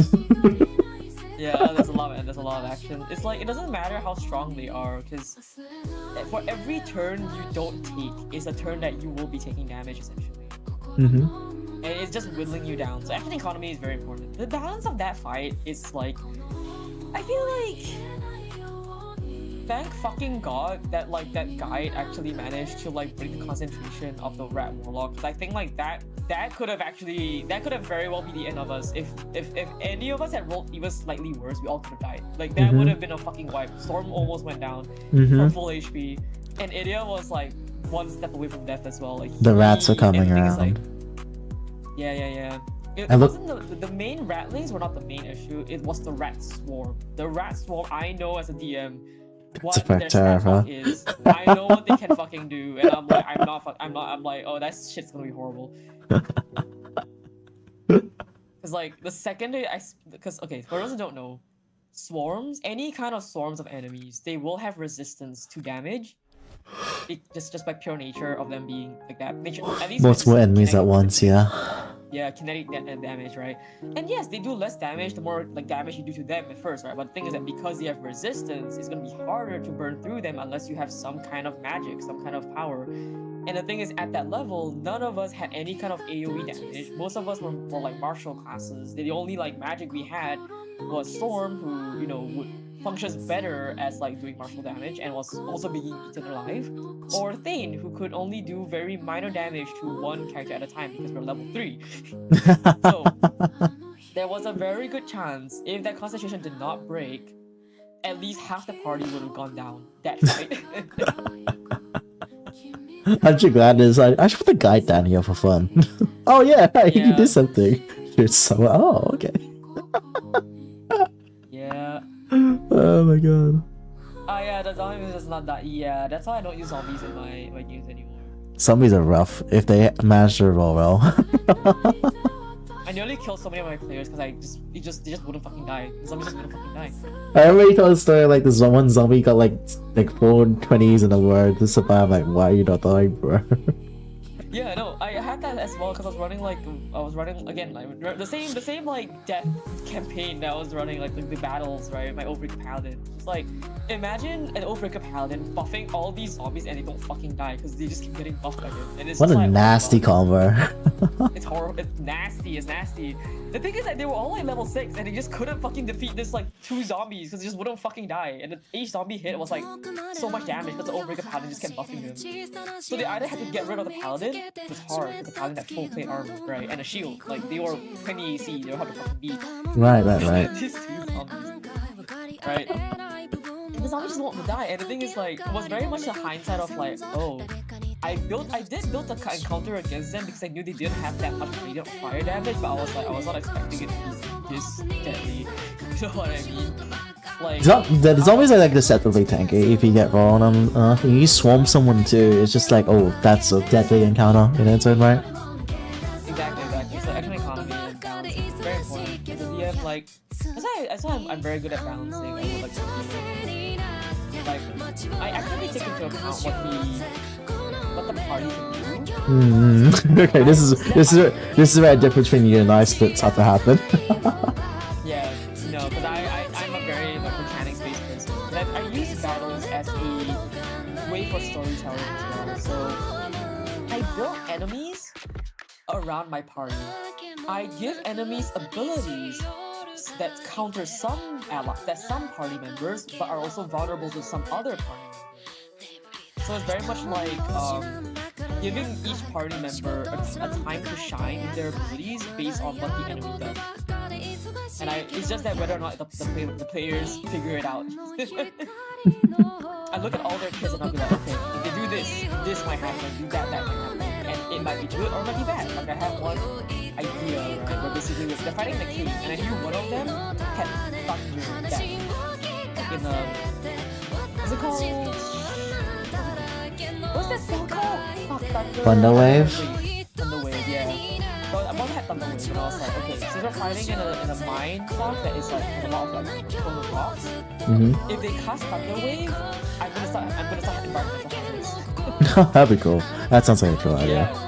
Yeah. So that's basically, it's like if they use that ability, yes, it's really strong against the enemy, but it's also gonna start like rocks are gonna start falling, and I'll roll randomly as to where the rocks fall. The rocks might fall on the enemies as well, or it might fall on them, or it can even be used as cover, that kind of thing. So it's like I basically gear all my encounters for multi-level storytelling based on what they do. What they can do, and it's a matter of like if they figure it out, are they smart enough to actually utilize it? So I give them a lot of opportunities to basically play smart, play nice, and that's basically how like I balance my encounters, right? By giving them these kind of things, and then if I ever find that like, oh, my party is struggling because of certain things, I will start giving them like out of character hints to be like, you know, that thing there looks very vulnerable, doesn't it? yo. I'll be like, passive perception notices that something here looks very vulnerable. I'll be like, you know that in your past, when you faced these things before, you recall that they're weak to one of these three like damage types. You know, I don't give it to them on a platter. You know, like I hint it to them and they have to figure it out. You know, I kind of give them like a hint, like, hey, you should be thinking about this thing instead of just hitting it. They'll be like, oh, I see. I feel like in my kind of like in my balancing of combat, I'm very much more of the what makes sense to be here in this scenario, and then I just throw it there. I'm like, that sounds cool to do. I then on the spot nerf or change numbers depending on how well the party, depending on how what they adjusted. So I remember every DM should be adjusting numbers as they go. Like yeah, for sure, because I always do that. And also, I just make up abilities. I make up abilities on the spot. I'm like, okay, this sounds cool. This sounds cool or fun to have at the moment. Because the rallies weren't supposed to have a fucking machine gun. But it sounded funny at the time, so I just did it. I just designed the mechanic on the spot.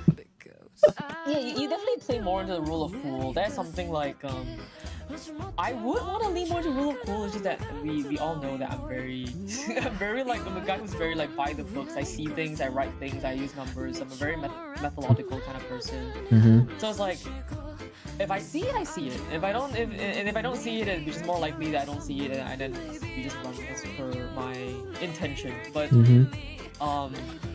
the thing is, I plan for the cool stuff to happen prior. So I'm not that great at improving cool stuff on the fly. But I want to ask in terms of your DM prep. How much do you prep for each session? Like in terms of like writing notes. I don't like, okay, back when I first started, like, it was really like by the seat of my fucking pants, because I'll write notes, right? And then like 50% of them either don't get used or I don't even look at them. I don't even look at my notes sometimes. Yep. That makes sense. It happens all the time, right? Yep. And the thing is, the worst thing is because I'm running a homebrew game. Oh boy. I'm almost always running homebrew. That's the thing. That's why I'm so good at mechanical balancing, is because I'm almost always running homebrew. Have you never ran a module before? I've never run a module. Oh my goodness. I've never ran a module before. Yeah. Yeah, you want to try running one in the future?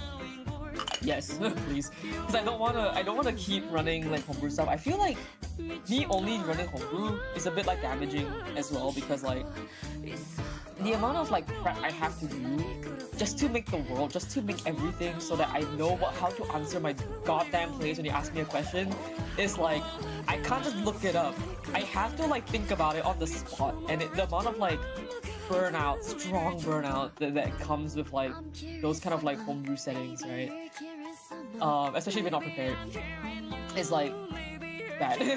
And then, yeah, there's definitely the appeal of just having a world prepared for you, because for me, When you ask Dragonheim questions, I was like, let me go check the fucking book. Hold on. Yeah, you can just check the book, right, and that kind of thing, and it's like, oh, that's fine, right? Because it's not, you don't have to come up with it on the spot. Like, but things like when I'm asked questions that I don't even fucking know the answer to, right? I need to come up with an answer. So the things I have to like come up with something on the spot, and not only that, I need to write it down after so I can make sure that this is related to the. I think this will be a talk for later, but like whenever we do finish like a really big arc in my game, do you want to try hosting a small mini campaign? With our Yeah. I think we can do it. Yeah, we can do like concurrent stuff. So at least you take a break, and then I can come in, fill the gaps a bit. The thing is, I definitely have a lot of ideas, and that's why I like second running account because I come up with stuff like to I come up with a lot of dead deaf gods worshippers that believe the blood of the many can revive the deity. Said trying to gain my deserters because the such as trying to slow the time over to the human body. But I had a night drone also trying to help me blood the shot the fair, but the night father so it's inside I couldn't span on. Wow. I always like the idea of a deaf god. I always want to try it running on. Yeah. But I mean, actually, like right cool, now, I technically even have my own homebrew world with like corrupted Tetsuya, and people can play in that world soon as well. It's playable. I have that world. It's playable. I have the lore for it. All right, Red, we're subbing out. You play it. We play in my spot. You get the distracted Tetsu, okay? Oh, he's not gonna be like a. He's gonna be more like an NPC. He's power scale too high for like anybody to reasonably like. That's fair. Yeah, Wait. He's the leader of the fucking cult. That's Wait. You can't fucking wait. That means my power scale of fucking shot means you're higher.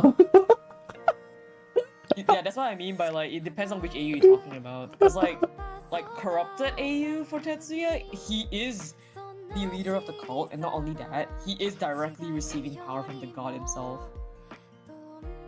And then like the fun thing about that is like the god is trying to make him his champion. Like we call it aspect. That's why I call it like the suit version. I call him aspect. Aspect of the god. Like any kind of god, it would be like aspect of astronomer, aspect of like the moon god, or aspect of whatever, right? It's basically like a mortal champion that's been chosen by the god to enact, like to carry out their will. Sounds like League of Legends, like aspect of the war of Pantheon. yeah, essentially, right? It's just a champion, right? It's just a champion, essentially. The thing is that these mortals always retain their own sense of identity and all that kind of stuff, and they can accept it or decline, obviously. But with Tetsuya's case, right, the god is evil. The god that governs him is evil, and it just keeps pushing at him. And with every time he gets more and more powerful, right, he keeps resisting the god's like offer to be his aspect. But obviously, like, and the things like over time, his will whittles down to eventually he accepts it, and then like finally all the powers are unlocked to him, and he basically becomes a pseudo god at that point. That's where aspect is in the power skill level. He's meant to be like top of the food chain at that point in that form. Aspect mentioned, yeah, aspect. Aspect is very powerful. Like, Do you ever want to have your players in your AO of Tetsu in it? Would you want them to fight or like someone meet Tetsu, or is just like that background kind of situation? They can try to fight him, try to talk to him. Yeah, like the thing is, the campaign is like there's two options. The world that I'm trying to make right now is that there are two main factions. One is the adventuring faction, and one is the cult faction. You can play either as a cultist or you can play as an adventurer that's against the cult. And depending on which faction you're on, obviously you can interact with him or you can fight him. But obviously you need to be high level to fight him and not just absolutely get fucking one shot. So smarted upon. Yeah. So very much like he's very much gonna be an NPC until like players become strong enough to even try to challenge him. But there will be other NPCs that will be the main people you'll be interacting with. He's just like at that point he's become more of a narrative plot than anything else. Okay. But there will be times that be like, you'll see him fighting alongside you on the other side of the battlefield, and he'll be fighting like a fucking dragon or some shit, like just off in the corner. He's just fighting something on the little side, right? Don't mind him. He's just doing his own thing. Yeah, he's just over there doing his own thing. So just to keep the power scaling like neutral. But anyway, that's just his world that I've made. The whole world of Valence is very based on, funnily enough, space. Like outer space. Not just space. Very star-based, very all that kind of stuff. But we're not gonna go into that right now. That's a lot. I think But anyway, like it's time for me to stop streaming because it's 1 a.m. oh yes, you should stop streaming. Sleeping time. Well, Brain rot. thank you for coming by, Mr. Tetsu, for testing out the live 2D and doing a little bit of D&D podcast, I guess. I want to brain rot more, but I know you're gonna go to sleep. Technically, you have like 40 minutes until you sleep, and then you go back to work. And also, like, D&D is in like 2-3 days anyway, so you're fine. I know. So, but technically, that means you've had enough days to breathe. And it's time to read. It's time to read whatever I say. I've got the weekend coming up, okay? I'll get my time. I hit it! Damn it, Miata. Oh my god. Thank you for the 5 gift subs to Miata. Good lord. I'm scared of this, man. I'm scared of this, man. You understand my pain? You understand. You understand. You have attempts to use before. Understand. I too am scared. I too am scared, yeah. I'm waiting to see how much I actually got from the fucking Twitch, so I can see if I have enough to buy the D&D portraits for all of us. That'd be really funny. Also, don't mind me. I'm dancing into the cat and I'm smacking Tetsu's back at the moment. Oh my goodness. The dancer doesn't work well when there's someone else here. It's so funny. Let me just spontaneously break down real quick. Quick back. Okay. I mean, it's basically me when people like collab with me on my streams and people start spamming the basil geese and it only hits me. Everyone's like immune to basil geese. Okay, hold on. Let me just continue dancing over here in my corner, I guess. I'll just see you later, alright? I'll just see you later, okay? Yeah. Let me just walk off the stream. Walk off the screen for a sec. Okay, no. Oh, fucking hell. There you go. Am I good to leave? Am I good to leave? It's time to let Raiden end stream. Are you gonna go to sleep after this, right? Yeah, I am going straight to sleep. Darn, okay, no more extra brain rot. Die, no extra brain rot. No, my idiot brain rot. My like hourly idiot brain rot. You've had like a whole day to think about it. I gave you like 4 questions. I answered them all. Yeah, you answered about it too much. But listen, okay, Rin, maybe you read it. You read the prayer run so that I can Jesus. It never ends. Alright, but thanks again. Thank you again for coming by though. Hope you have a good rest of your hour before you go sleep. Yes, I'll try to have a good rest. But yes. Okay, let me allow us to disconnect randomly out of nowhere from the Discord channel. There you go. Yes. There you go. Alright, bye-bye. See ya. And then, who was that guy, Little Lou? Who was that? Who the heck was that, Little Lou? Alright, I'm gonna fix my camera real quick. There we go. Then reset it. There you go. Alright then. Cool. Who am I? Who are you, literally? I don't think there's anyone on Twitch I want to raid at the moment. There's no one I know that's on. So I'll probably end the stream on the Twitch side. Car? Cat? Cat. The cat's over there. It's cute. On the YouTube side though, I know there's a way to raid, but I have no idea how. Nope, I don't know how to raid on YouTube. I think I might keep the cat. It's actually really cute. Maybe I should keep the cat. I'll keep the cat. It's very cute. Did you guys know I never had a pet in my life? I never had a pet in my life, so I don't know how a pet feels. Is a cat cute? You should name it.